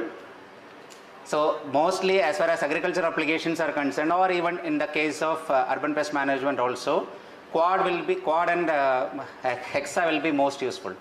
If you want to carry something, if you want only camera, quad will be sufficient. But if you want to carry something for some kind of pesticide or some kind of explosive or something like that, don't worry that. So in such condition, we can go for hexacopter also. Now, I'll just leave the video as shown in this figure. The basic thing you know is the propeller. Without propeller, it will not work. So because it is called as a so getting powered mechanism there called as ESC, but the max only. Once you charge it with full 1 acre complete with cover 2 to 2.5 acres with one set of battery. That is in 15 to 20 minutes of time. So in a day, if you are going for agriculture spraying, it will be taking only a day to complete around 35 to 40 acres. Whereas in your normal spraying, it will take maximum, if you take around 7 hours of operation also, you may be able to complete around 3 acres only.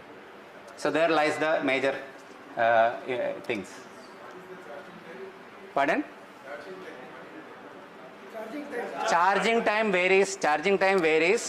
You need to have at least 4 sets of battery. So immediately you can replace it. It's a plug and play device. Just like your earlier, now the batteries are in mobile also, you are getting the battery affixed to it. You cannot change the battery. Earlier days you have a small battery which can be easily connected. Here you will be having 2 cables which can be easily connected and you will be able to use it continuously. Fine? Yes, sir.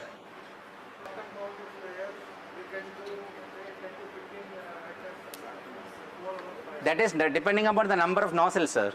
If you are having 25 nozzles together, the area you are covering is 25 times if you are going for one row operation. That is how you are able to cover it. So you cannot compare like that. So okay, I understand that, but again for that type of equipment is required. That I was just comparing with the normal single, because in India if you see, most of the time you are having the single knapsack sprayer only. 95% of the people are using normal knapsack sprayer only. I am not telling that it is not changed. In urban pest management it might have changed, but you come to agriculture, it is still the knapsack sprayer only. Sir? Yeah, sure, okay. I'll just go to the main thing. I'll just skip that. Coming to the major uses of drones. See, first is agriculture. In most of the time, it is being used in agriculture only. Another options are anti-larval, mosquito control, then cold fogging, beehive removal, and misting. I'm not taking much time. I'll just skip through some of the slides.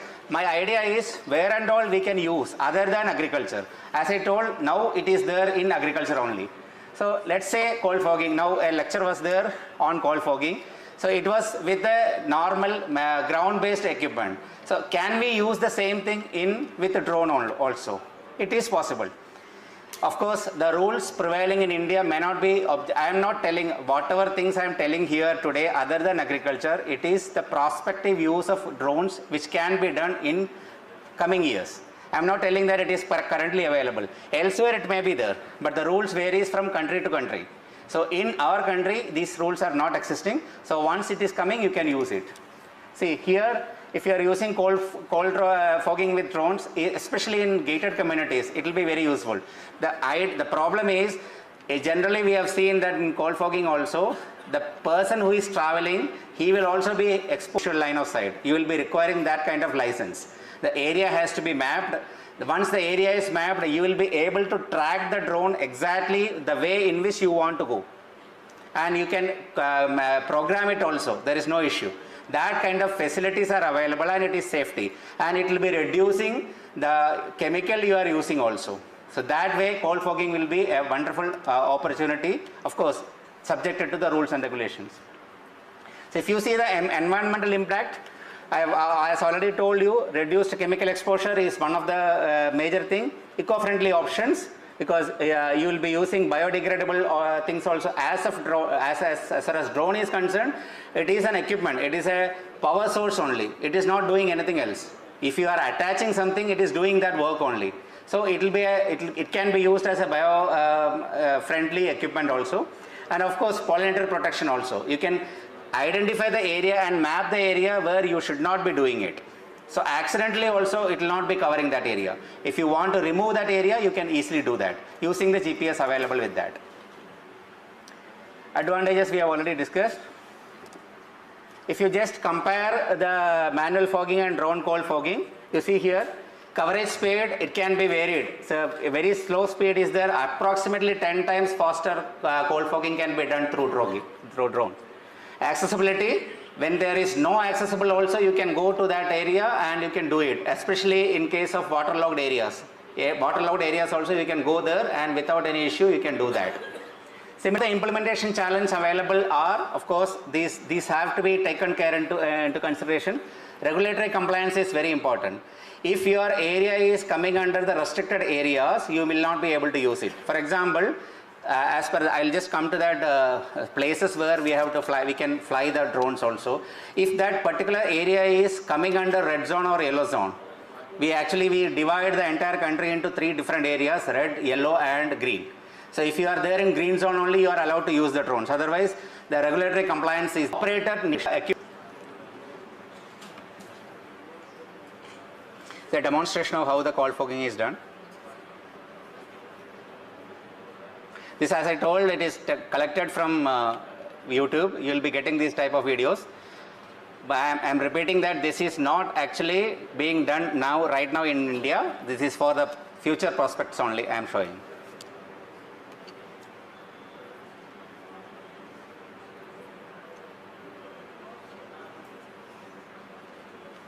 What happened?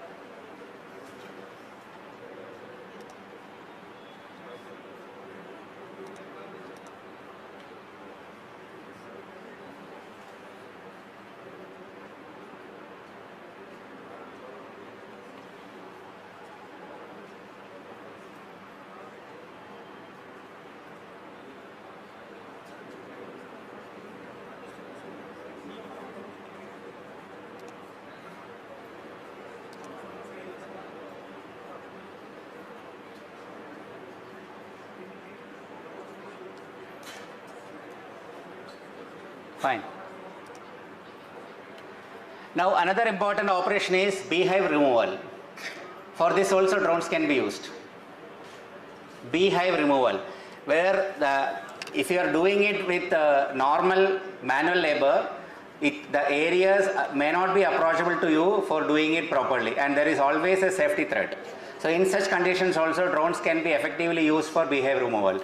Why it has to be removed? Of course, it is for the property damage or for the safety for the people, you may be required to remove it. So you can use beehive removal using drones also. I'll just show that this is the operational efficiency and enhanced safety will be covered if you are using. I'll just go to the video, then you will be able to see that how it is being done. See. It is giving a flame to that target area and it is attacking that. So this kind of course, as of now, I am again repeating, it is not being practiced in India, but there is possibility of doing it. All the drone operations as of now, it is very strict compliance guidelines are there in India. Why I am telling very repeatedly this is, Drone 2021 was introduced in Drone Rules 2021, even though there are a lot of violations available in India. That is why Government of India has introduced the draft civil drone rules in September 2025. That is in draft form now. If anybody is not complying now with respect to that particular rules, imprisonment up to 3 years and 1 year, 1 lakh penalty is also there. So that is why whenever you are using any kind of drone,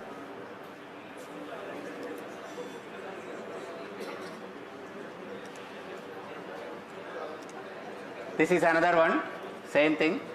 See, in this kind of, if you are building, if you are having this kind of beehives, this also can be removed like this. But one thing I would like to tell you that, don't, please, this time I am not able to say. No, it's okay, sound will listen.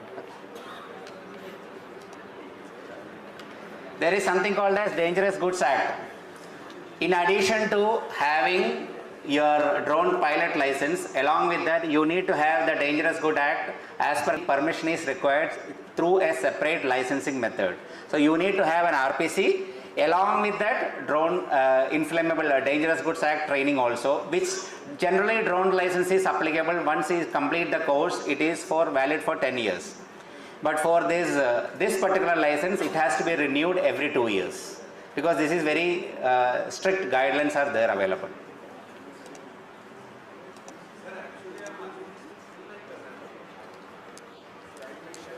Aji?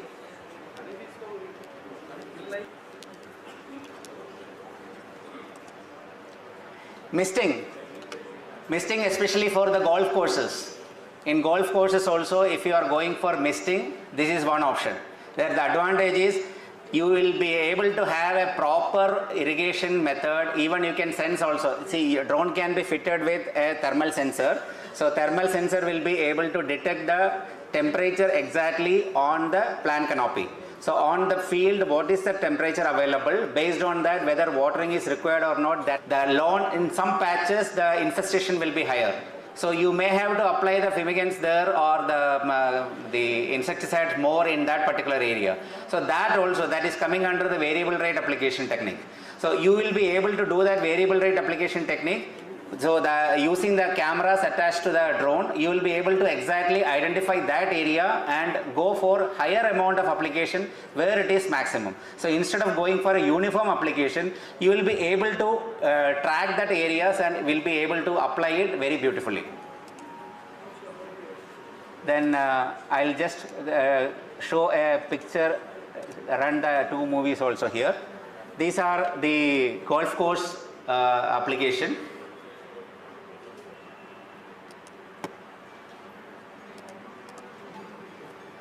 Now, in agriculture, of course, you know, I don't know whether you require that or not. I'll just skip to the, because time is an issue. I'll just go to the rules. See, as per drone rules 2021, the drones can be classified as per these 5 categories. It is based on the weight. The total weight a drone can carry, based on that only drones are divided into 5 categories. It is nano, micro, small, medium and large. 5 different categories are there. Please mind that the total weight when the drone is getting lifted, maximum of 10 kg liquid tank along with the water or along with the fumigants or whatever it is. That is the total weight. So if it is within 25 kg, why I am talking about 25 is most of the agriculture operations and even in urban pest management operations also, you can rely on the medium category, which is coming under 2 to 25 kg. So that will be sufficient to cover a good amount of area. Okay.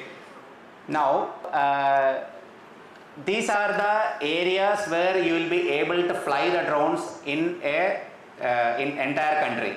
The area is considered based on the nearest airport you are having. Here, if I am talking about the Shamsabad airport, the Rajiv Gandhi International Airport will be considered. From the periphery of that airport, the area horizontal distance is divided as 5 km, then 5 to 12 km and beyond 12 kilometers.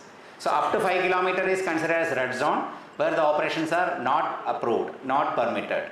Then 5 to 12 km is the yellow zone, where it is permitted. You need to take the permission from Airport Traffic Control Unit, ATC.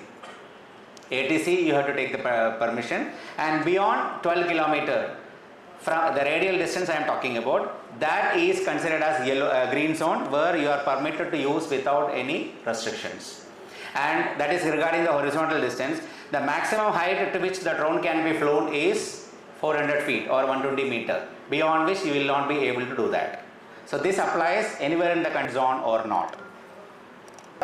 Important to drone. See, it has got very good artificial intelligence enabled in that. There is one feature called the RTL, return to launch.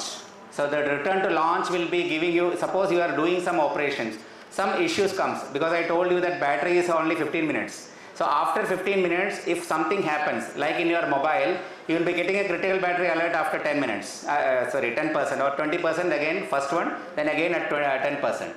So if you are not switching off or getting it charged, the mobile will be automatically switched off. The same situation should not come in our drone, because that situation will be creating the drone to crash. So in order to avoid that, there is something called as RTL, return to launch. If the battery is critically low, the drone will automatically take over the control and automatically will come and land from where it has taken off. That kind of system is called as RTL.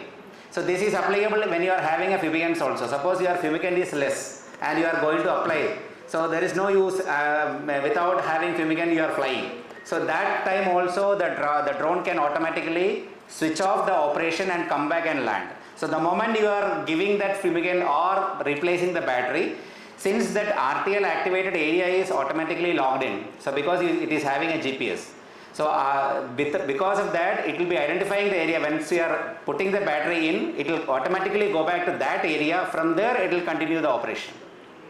So that artificial intelligence is involved in that. Then comes these other things, it is not that important, and skipping that. This is the auto mapping. Again, this can be easily used in your urban pest management also. Suppose you are using it in a gated community. For future purpose I am talking. The entire gated community can also drone. I'll just switch over to my colleague. We have our RPTO here, Remote Pilot Training Organization. I'll just go to that legal requirements once. See, for drones, the legal requirement is very much important.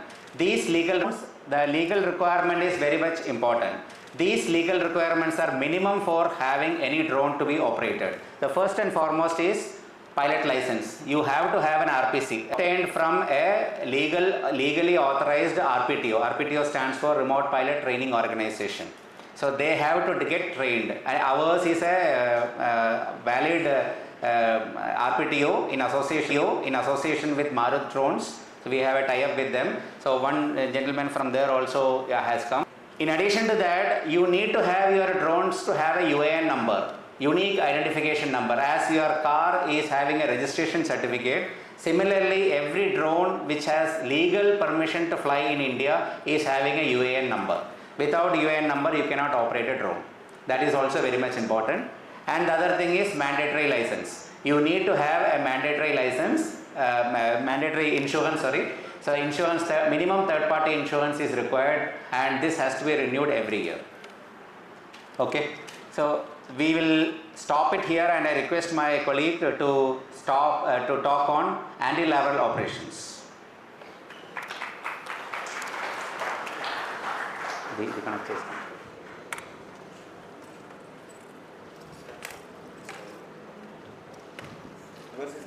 Yeah. So he will continue. Yeah. But no. If any question answer something is there. No. Just one. Thank you very much, Dr. Vijay Conway, for the presentation. Now I request Mr. Stelzer, Vice President of IPCA, to present me on to Dr. Vijay.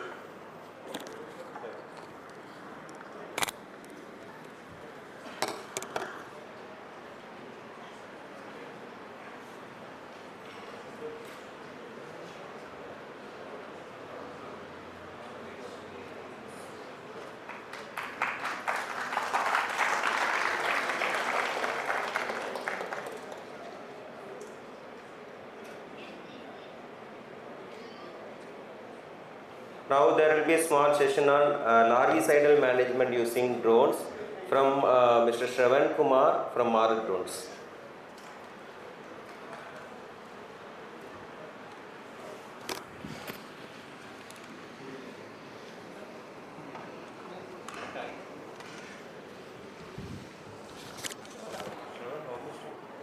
Around max 10-15 minutes.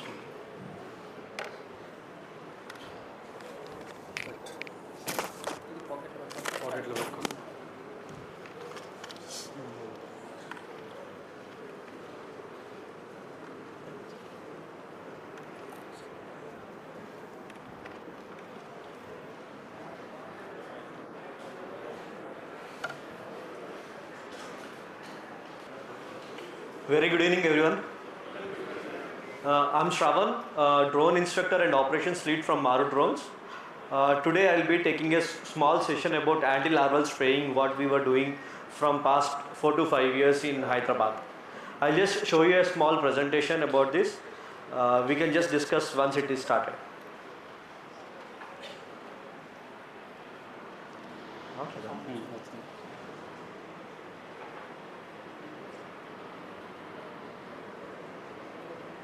Yeah. Escape Nadesh.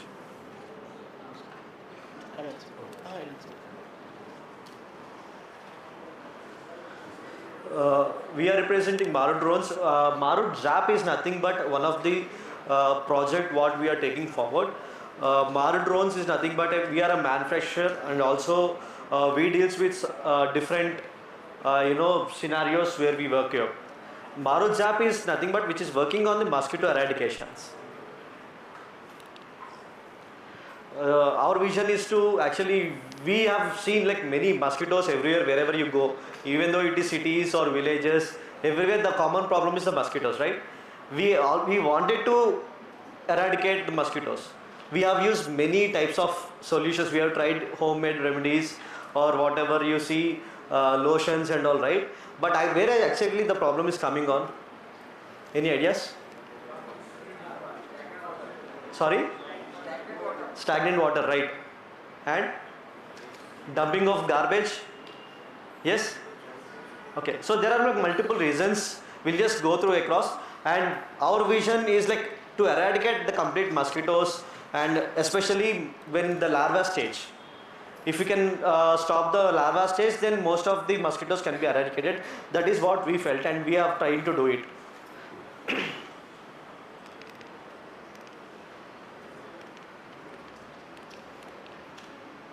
So on an average, almost like 9.7 millions of cases are being registered in malaria cases till now, right? And almost given by National Vector Borne Disease Program, and the most deadliest animal is nothing but a mosquito instead of a human, except because of this is the main way where it is spreading the diseases actually.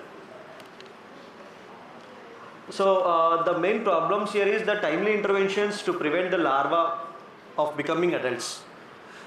So usually the mosquito lays egg on the, sorry? Right, I'm just going through it. Okay. So you can see these are the legs actually how this water hyacinth is happening on.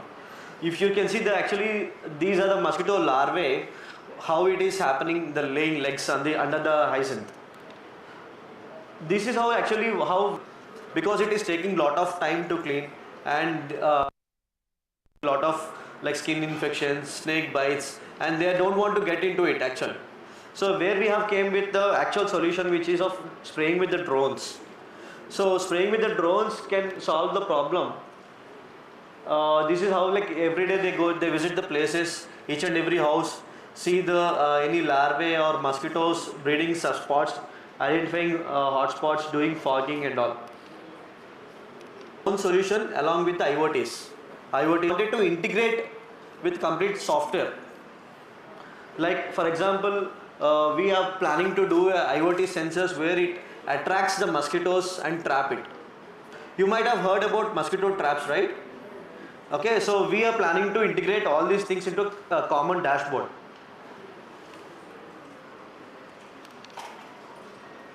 And eliminating mosquito alert mosquitoes will be trapped by using these elimination machines. As well as the surveillance also we are planning to do with installing these IoT sensors.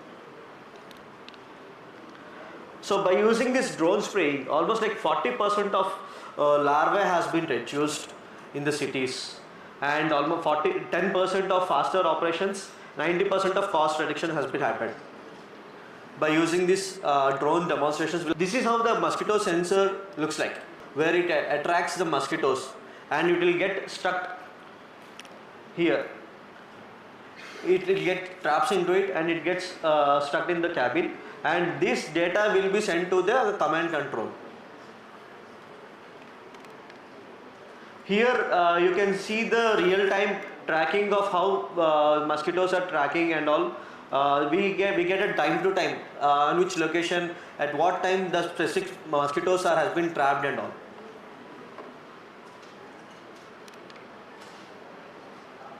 The major ground problems here is like by using drones, you can cover the complete area faster and efficiently.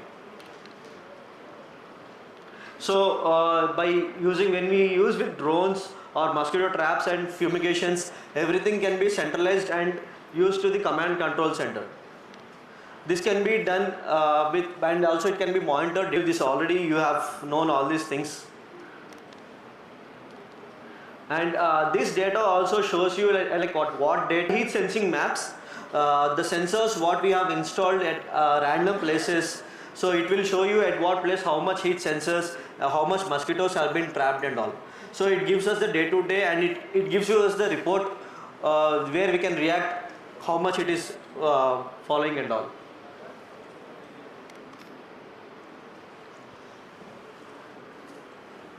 So this shows you like what type of breed and what type of diseases. It shows you in major places and what times and all. Solutions. So first, like, we'll have a real-time data on presence of dangerous mosquito species, and we have these are the main places where mosquito breeds are happening. Interventions. The main solutions can be used like within like artificial intelligence and intelligence automation by using drones. These are the common pictures which we regular basis of eradications or stagnant water will be cleaned. The benefits are like preventive health care, data-backed activities, faster, cheaper and safer, no health risk on workers, administrative ease, improved health outcomes, minimized health costs and impact on poverty. So by using these drones, all these can be reduced. These are the sustainable goals. Additionally, so using these drones, like up to within like 1 to 1.5 hours of time, you can use like a complete area of 20 or 30 acres. Almost till now we have covered like 78,000 acres till date and 183 lakes. Within like 10 minutes it can cover 2 acres per day. This has been done like for almost from past 5 years in Hyderabad.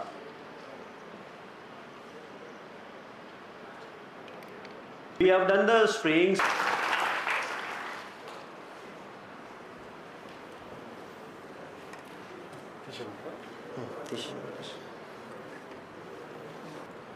Thank you.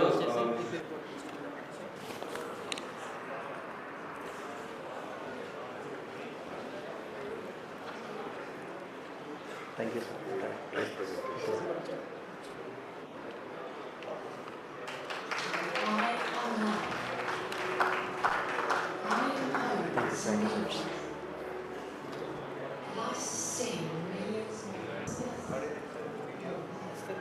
No.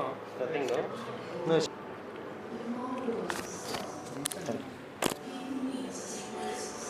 Okay, something has come.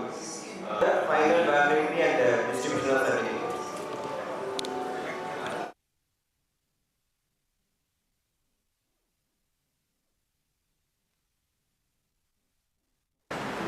That place, you put all the compacts and do fogging in one side. They will come out and they will catch the scraps also. That will be the... I will differ from you, sir. You know, a lot of misconception is there. When we use smoke, for example, from burning something, you have smoke, that really irritates the lungs. They have to come out for breathing. Fogging doesn't have a problem. Even in villages, when you do fogging, children go behind, they run behind it. Not like open area. They just run to the open area. No, And you fog in the holes. Suffocate in the holes.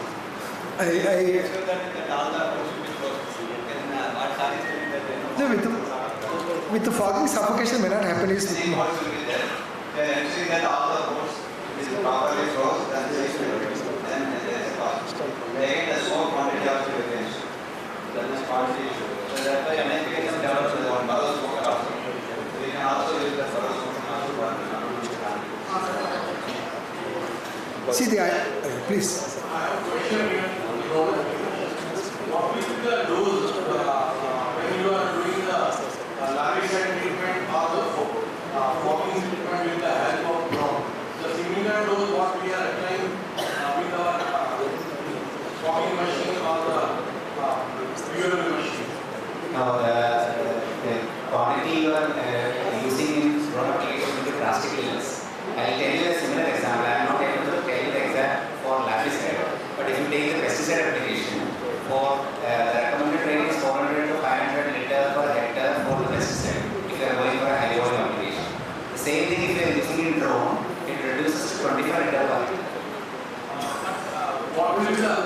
Actually, the interesting thing is, it is not because you will be having an automatic out that you will be enhancing the concentration. It's not like that. It is happening because of the reduction of the droplet size and also the speed at which the drone is flying. So you will not be having a continuous chance of applying over and over in the same area. That is not happening.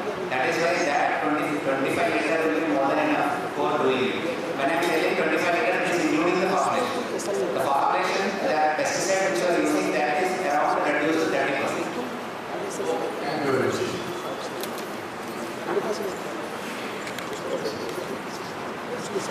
So one more challenge which we face is related to rodents. Roof rats are always inside the building. We can't keep poison inside the building. They don't come out of the building to keep poison outside. So it becomes a real challenge by keeping glue traps. Many times it knows that this is a glue trap, they don't step on it. So inside it becomes real difficult. Only what we do is prevent access to food. We just seal the places so that it cannot get food. That is how we are able to control even bromidal resistance. Though no studies have been done, we have seen practically, we have put bromidal, it is eating it, but it is not dying. Sorry? Bromidal. Yeah, we have to identify entry points and we have to close those entry points so that they cannot come into the area where food is available. You don't need to close everywhere. If they don't get food, they will die or they will run away. I am doing services for 37 acres, having 500 shops on APMC market. Since last 6 to 7 years, continuously. I am using both phosphate as well as bromidal. Even though I am mechanically I am tracking the same thing. Is there any chances like the rodent can develop a resistance for a particular chemical, for zinc phosphate or either bromidal? And this treatment I am doing continuously since last 6 to 7 years, fortnightly. But now I am facing the problem. The rats, the customer are saying that rats are not dying or rat को खाता ही नहीं है. This is my one question. Second question, you drone technology is from where we can get the license and are you planning for such a training from your side? That I need. Thank you. So that is the first question. Actually, the studies have shown that there is a resistance towards the bromidal because connected in India, where there is no such studies connected in India. Since we are using the same products in almost 20 years or 20 years, so there is no study that can connect an answer. So now it's interesting to take the call to do some kind of knowledge to after anything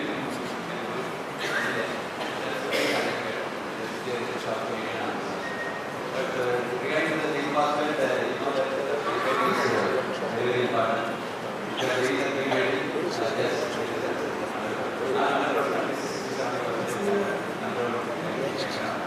but again, the Russian population you have to control some of the systems. There can be a bromidal or some other carbon. I think one thing which is justified is the other two companies which are now available in that Can I use both in the same treatment? For example, मैं अभी जा रहा है बाहर में, तो ब्रोमोडाइलम का जो केक है और जिंक फॉस्फेट का केक है, दोनों सेम टाइम यूज कर सकते हैं हम. In the same time, in the same situation. So actually, the rodenticide recommendation is based on the population. So when the population is very high, you can say ultimately, example, if you are having high fever, what we will generally do? We go to the we take some medical shop, we take some paracetamol. Maybe the normal fever it will be reduced, or it will be detected. But if it's something infection or something, then the fever will go for the doctor. So same way, suppose if your population is very high, you have to bring down the population with immediate action. So you can go ahead with any active poison. Based on again the situation and whether it's a field condition or domestic condition, you have active poison. So field condition is can be done. Again the follow-up action is very good. So the surprise abnormality is there, then there will be very good. regarding the drone training, we have a drone academy, RPTO, we are a licensed remote pilot training organization. We are conducting the training and we have already completed licensing for more than 400 people. So it is a 5-day training program, but it teaches you the basic idea of how to fly the drone as per the mandate of IPCA. It will not be for a particular area of application. For example, not for agriculture, not for photography, not for harvest management, not like that. Simply to fly the drone. So we have additional one more program where additional 3 days is added for agriculture application. So the first application will be just to make you aware of how to fly the drone. As per the syllabus, 4.5 hours of continuous operation. Individual flying is required for the different license. The license is valid for 10 years, which can be renewed after 10 years with the additional training. This is the thing. As far as fees is concerned, as per the current rate, it is 25,000 plus GST, that is 18% GST. It comes to around 30,000 and excluding for the accommodation. If a bigger group is coming, for more number of people are coming, because we have a limitation. This is actually a very specific training for number of hours also. Number of hours is, and for training actually 2 instructors are required and everything is logged and we are auditable for next 3 years for each individual. That is why we cannot accommodate more number of people. Maximum capacity for 5-day training program is 10 in one batch. Like that we will be able to do it. So if more number of people are coming, we can schedule it accordingly and considerable change in the fees also can be considered. Thank you. 10 years of age between 18 years and 65 years. And you should have a qualification of 10 pass. I would specifically say 10 pass only. Even if you are having higher qualification also, we require your 10 pass certificate as per the mandate. Pardon, sir? License is valid for Pan India. Wherever you take, if it is from an authorized RPTO, you can fly anywhere in the country depending upon the flying areas, flying zones.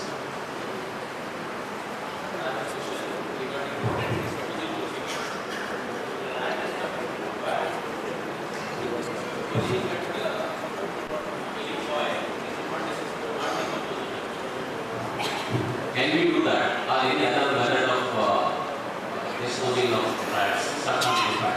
So you have to installation only. If it is on site, we will not be having it. That's why it depends on the company. The standards are very high.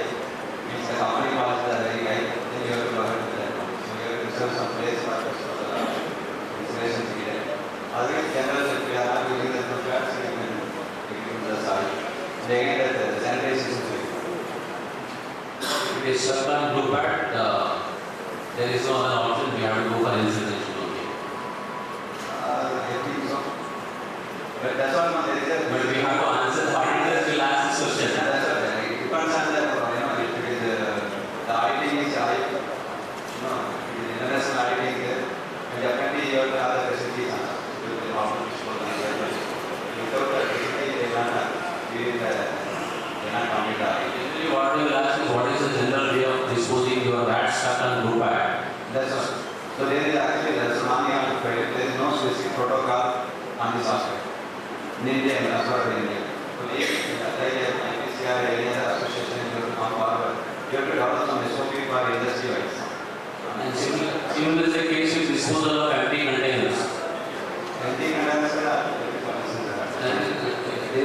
currently the PCOs are just disposing like, I don't know whether they are following the 3-time rinsing and disposing. They are just throwing out in a garbage. Triple rinsing. Triple rinsing is what we are supposed to do. In fact, in our case, in my place, what we do, if it is a plastic container, we slit the container at the bottom. If it is a metal, we just crush it. Okay. Previously, we had made an arrangement of recycling. We had given a lot of bottles for it, but there is no way we can recycle anywhere. Same thing, rodent. You were talking about disposing the rodent, dead rodent. So dead rodent, we used to say that you pick it up with the gloves, blah blah. You bury it in the soil. In Bombay, there is no soil. We buy everywhere road and everywhere tiles are there. Even for you want a plant, you need a soil. You have to buy soil. But we write in the SOP that we bury it inside, we take a photograph also, attach it so that the auditor sees, okay, it is really buried. Difficult situation, practically it is difficult. Same thing, another question the auditors ask. Biodegradable pesticide. Tell me any pesticide which is biodegradable. Even Rodent is saying. Then the auditor wants, we want a biodegradable product. There is no way we have to give self-certification. Yes, our products are biodegradable. What else you will say? We can't educate our auditors like this. We don't have the option what to do. See, they have come from, see, any particular audit agency, for example, they have standards set in their, American, for example, American Institute of Baking. They have audit from their own company. This is the instruction they have given for audit. So they have to follow that. Even if you educate, they may not accept. Same thing people ask about why are you using glue pads. I simply told them there are 6 companies in India producing glue pad. You just go and put lock, India will have no glue pad. But then you don't stop that. You are asking me to stop. There is no actual GR for stopping our manufacturing. Where is it? A lot of auditing questions may look really stupid for us because practically they are not possible. My question is related to equipment. Is there any equipment to dust the water? Yes, there are.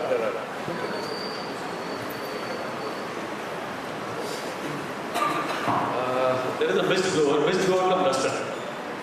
Like most of the things which we have used during COVID time, these are mister cum duster. So you will find a kit there. You can change that kit, and that same equipment will convert from liquid mister to a duster. So a dry powder dusting, you can do that. Sorry? Could be around 13,000-14,000 around. Hello. I have 2 questions. First question related to snakes, and second question is related to safety. So snakes, we are continuously facing the problem related to snake control. Only single solution is there for safety related risk. Apart from this, whatever is available in the market, that is only available, but there is no control. Customers continuously are asking regarding 100% control, 100% regard, but we have not had the answer. See, regarding snake control, I will tell you, there is a video made by a doctor in USA. He was a scientist. The best of the best products used for snake repellent in USA did not work. In fact, he releases snake on the top of the layer where they put the snake repellent, it goes away. So all the snake repellents used in India, even you buy in Amazon, wherever it is, they have only 2 main products, sulfur and naphthalene. You can make it on your own, you mix in the sand and you apply it. It will not have any effect, right? Basic idea of snake, why snakes come into property, there are 2 reasons. One, it wants food, one, it wants to hide in a place, right?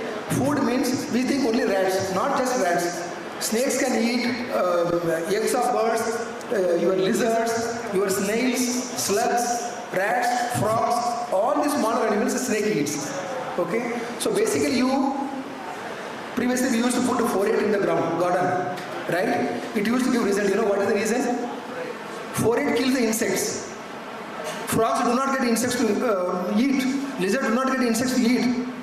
So the snakes avoid coming to that place. Second aspect is where they are hiding. Keep your place free of any clutter. If your grass is more than 1 inch, cut it. Right? So this way you remove all the unwanted places lying in an open area near your house. This way we can minimize the snake incidents. Thank you. Thank you, sir. We are doing this concern, but what are our industry? Guarantee and warranty, one concept is running, there will be every time it will be the problem. People are asking 100% guarantee we want regarding this thing. I'll tell you, we are dealing with live animals, live organisms. They can come by flying, they can come through material, they can come through any source. When you do pest control, you have to understand, you kill the pest present at that point of time. You don't kill pests which will come later because the chemical will not be there. You will be washing away the chemical. How can you give guarantee? How can you give warranty? Somebody is giving warranty. Let them give warranty. You don't give warranty. Thank you. Second question is related to safety. Actually, that is not a technical question, but I just find the answer. That was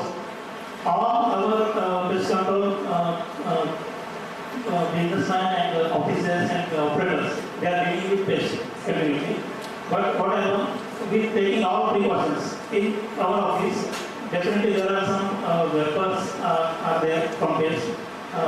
Safety related issues there, and while they are dealing with the pest, operators are while they are dealing with the pest, just ये हो जाता है क्योंकि थोड़ा बहुत तो भी उनका पेस्ट को उनको इम्पैक्ट आ जाता है जब घर पे जाते हैं तो उनको फैमिली मेंबर पूछते हैं कि तुम्हारा स्मेल आ रहा है बड़ी, तो ये सब प्रॉब्लम इसमें मुझे क्वेश्चन किया था सर कि इसमें कोई कार्सिनोजेनिक डेटा का कोई अवेलेबिलिटी है कि पेस्ट कंट्रोल ऑपरेटर्स के लिए कार्सिनोजेनिक डेटा अवेलेबल है, जिससे आपको उसमें जान पाएगी कि क्या क्या कर सकते हैं, किस टाइप का available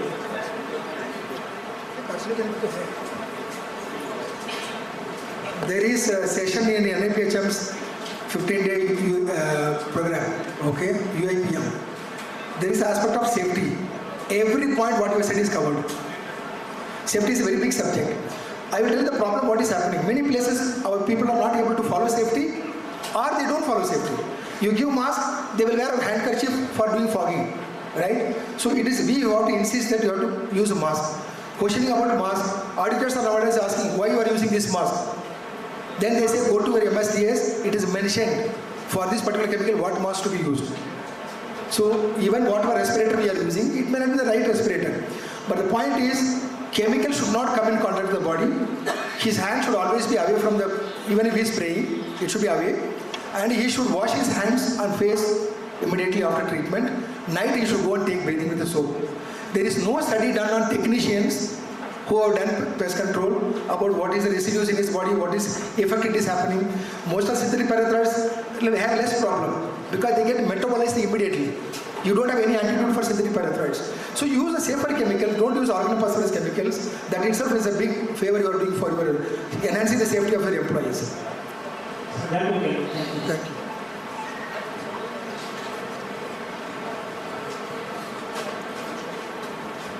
I would like to conclude from the snakes, the question we asked about the snakes. Calcium hydrochloride is the product which act as a repellent for the snakes. During COVID period, what I have seen, calcium hydrochloride and sodium hypochlorite, these both products are repellent for the snakes along with naphthalene. So that was I am trying in my area around almost in industrial area, it giving results. Sir, they will give for some time because the vapor, as long as the vapor is there, they will be repelling the snakes. Right? The calcium hypochlorite it is in a powder form, sir. It will not dissolve in water also. But the vapor will come out, no smell will come out. No, because we disturb the olfactory system of the snake. So it is working almost going one application, it will work around 3 to 4 months. See, carbolic acid people used to use, yes. Right? It doesn't work for a long time. Maybe on the same day it may work for some time. If the entire carbolic acid gets evaporated, you have nothing to control. So I don't know about calcium hypochlorite is working. They will be able to do it like this.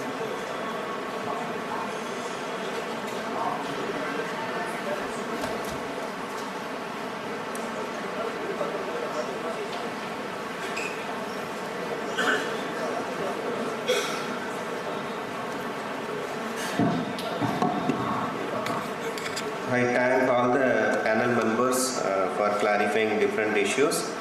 Now I request our Director Madam to present a memento to Mr. Dr. Satish, President IPCA.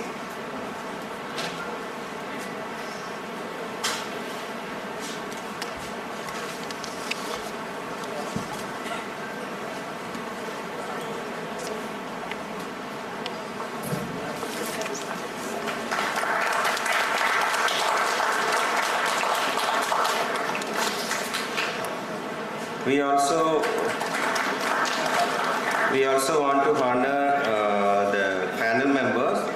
Now I request Dr. Satish Tyagi to honor Mr. Shivakumar.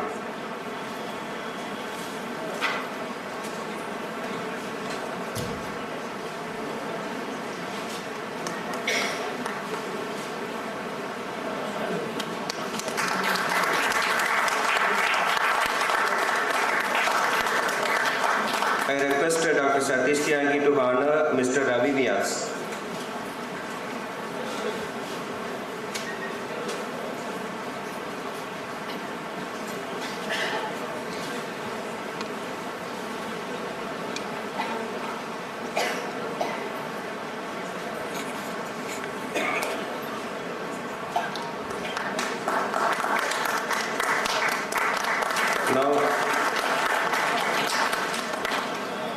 Now I request Dr. Satish Tyagi to present a memento to Dr. Shaktivel.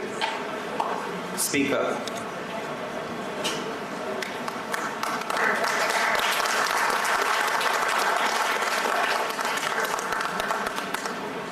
Next presentation is for me only. I'll get it.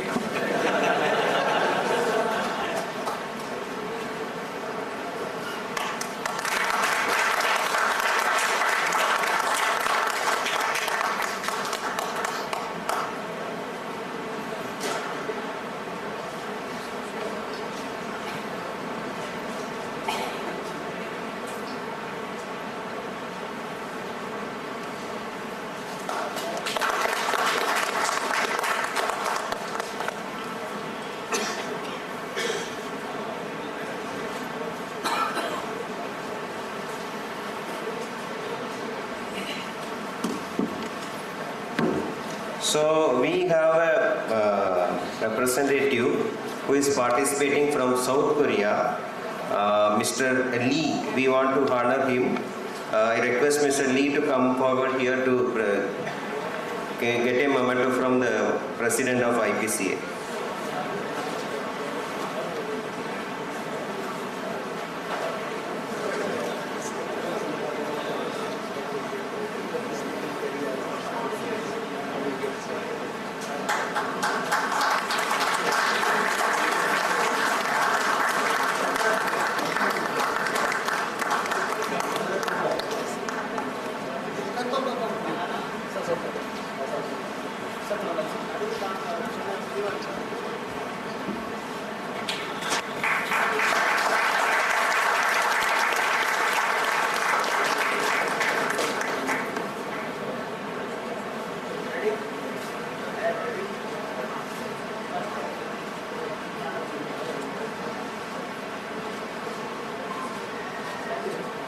This is love of token to Mr. Lee. Thank you so much.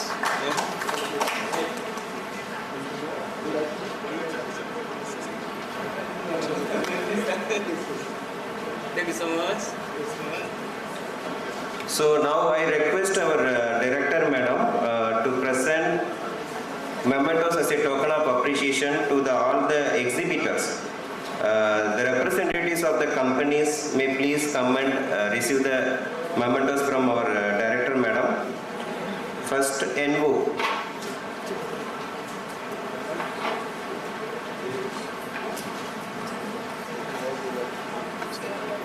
Envu representative, please come. Anyone from that company? Thoda jaldi aiye. Followed by Sumitomo. Sumitomo. Anyone is there from Sumitomo? Then Syngenta. Syngenta. Somebody can collect it and give also. Syngenta. Then Fargers India.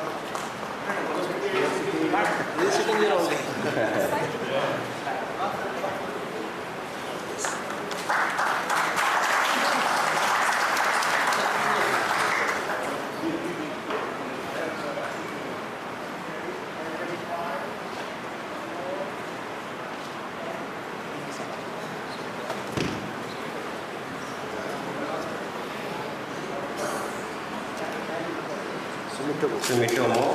Syngenta, anyone is there? Syngenta?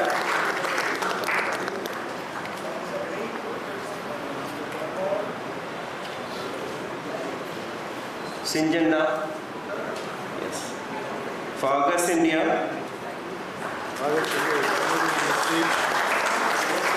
Herenba Industries, Mumbai?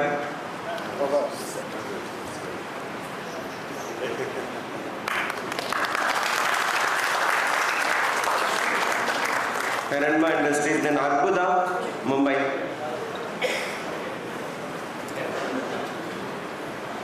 Then Mahira from Kolkata. Herenba?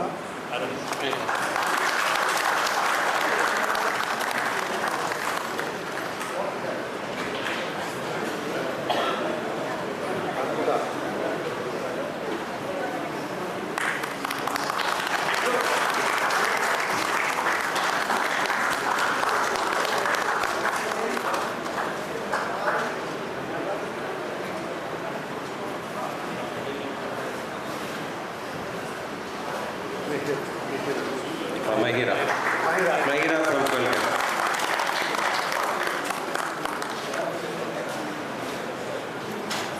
Thank you very much. Now I request our Director Madam, Dr. Alice R.P. Sujita, to give the valedictory address, please.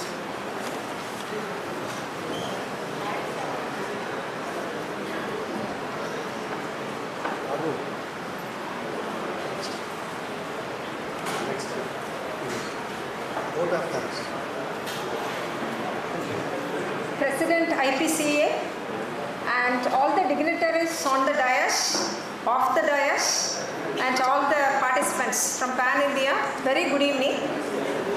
So at the outset, I congratulate everyone for successfully completed this one-day workshop on the next generation approaches in urban pest management. So we have started the day with a very pleasant morning, and throughout the day till now, nice weather. Probably it is raining, drizzling. So whatever the case, we could be able to successfully conclude our program. And started the program with the inaugural address by our Director General, Dr. Sagar Hanuman Singh. He is a very senior officer and civil servant from Government of India. So he graced the occasion despite his busy schedule. Then followed by that, so inaugural session, we have opened that exhibition hall, and all the exhibitors, industry experts, that was very, just now we have honored them. So really we are very grateful to all the industries, those who have come forward to exhibit their products as well as to showcase their activities in this August gathering. So congratulations to all the industry experts. So you have showcased your products. Then followed by that, we had various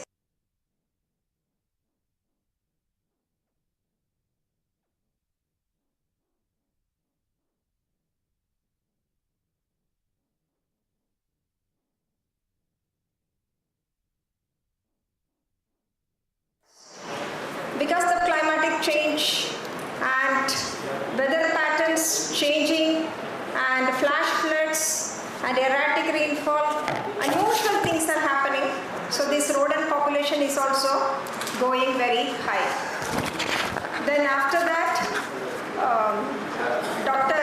Ashish Dokra, he talked about a very important topic regarding the safety data sheet labeling and other things. That is very, very important. And after that, Shri Hitesh sir, he talked about the equipments that is applicable for this urban pest management. Because in agriculture, slightly it is different. For urban, certain equipments, particularly fogging kind of thing and all, that is different from other agricultural applications. Then after that, we have a drone session, and along with Marut drone, our Dr. Vidhu Kamburat, he handled that session, and how this drone can be deployed in future. As of now, we are using in agriculture, and future harvest that can be used in urban pest management, particularly in water bodies, wherever the mosquito is a problem, in golf courses. So when we can use it. So these are all the areas they have covered. And after that, probably we have the panel discussion, and almost all the questions are answered. But still, few more areas, more developments in many more workshops like this, we wanted to update to the audience. And many new topics are also there. In India, we are slowly going, and in future, within a very short span of time, we may also go into the very AI-based technology. So many things are there. So that advancement just initiated, so we can also go around it. Otherwise, I have to thank IPCA for organizing this wonderful meeting. We had a recently MOU with IPCA, as well as one more association, PMP, Maharashtra based, and many more things are going to happen. So David Shalim sir and Dr. Mallareddy sir. Multiple times they came to us and we sat for several times, several discussions, and finally we could make it in a very big way. So my appreciation to both the South team members, Mallareddy sir as well as David Salim sir. And I have to appreciate my team, very small team but very sweet team, Dr. Maryadas as well as Dr. Shakti. They were on course and we could able to make it. And afternoon session that was taken by Dr. Vidhu Kampurat. So we are very thankful. Other than that, all the experts, we are not only limited to very few people. Many are in the domain area. You are all gathered here from Pan India. That is a very beautiful thing. So I appreciate everyone, those who have come forward, and our Korea sir, really I forgot his name, South Korea sir, and really we are grateful to each and everyone. So patiently attending the session. So if anything is missed out, very sorry. Once again, thank you to everyone. Thank you so much. Thank you, madam. Now I request Dr. Mallareddy to propose vote of thanks.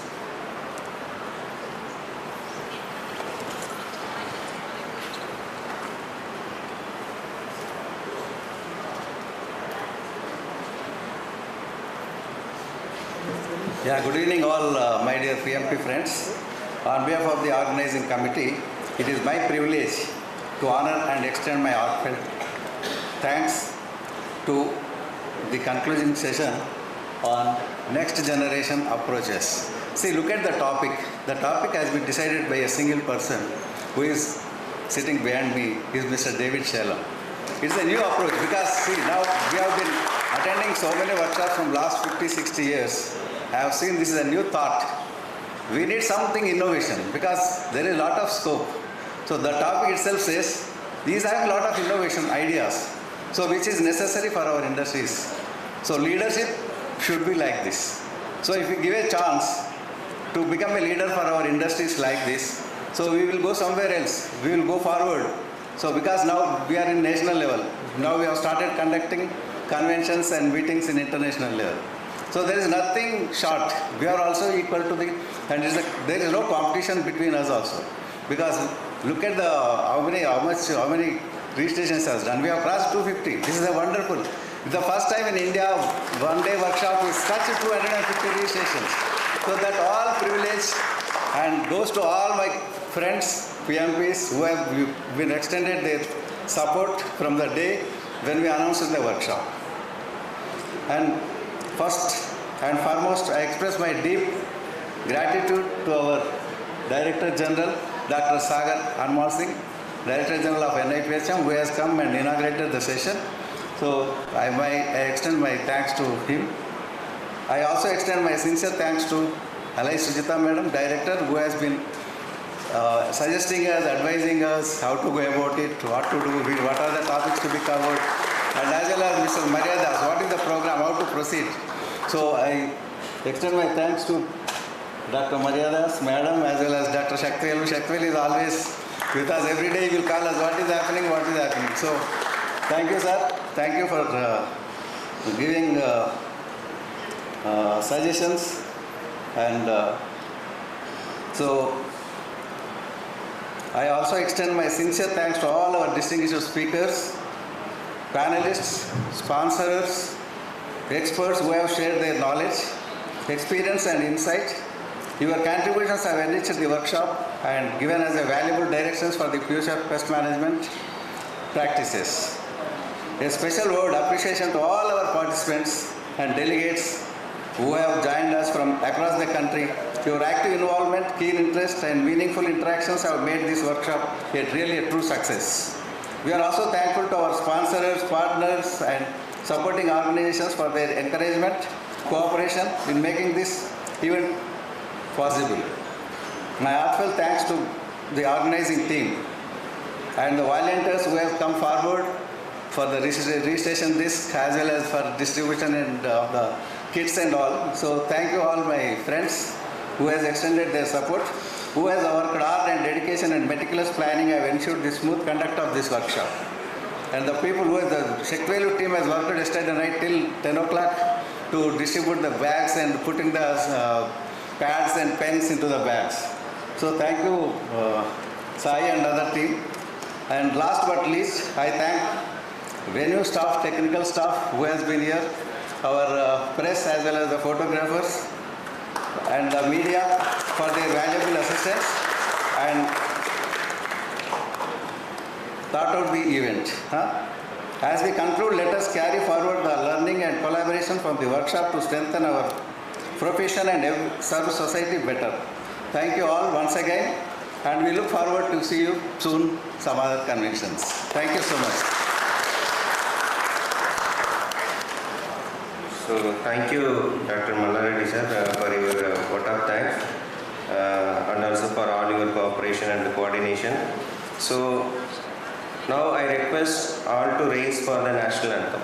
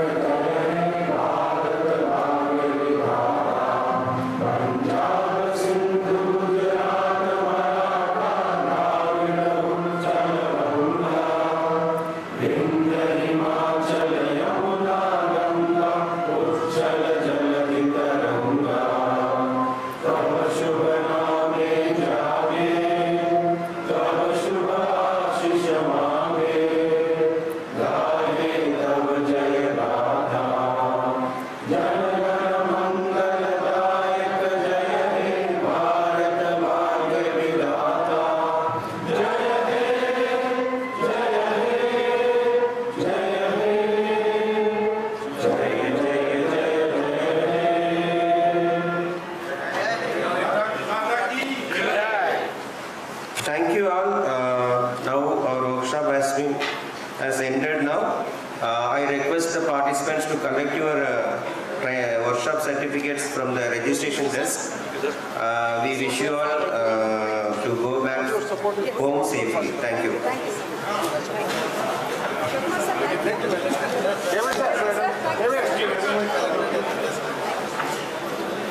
David, star of that day. Seriously, you deserve more appreciation. Now, where is the photo? Where is the photograph? Come to me.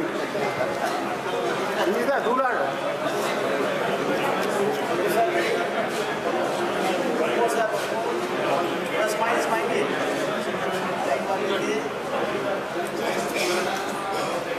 Sir यहाँ पे camera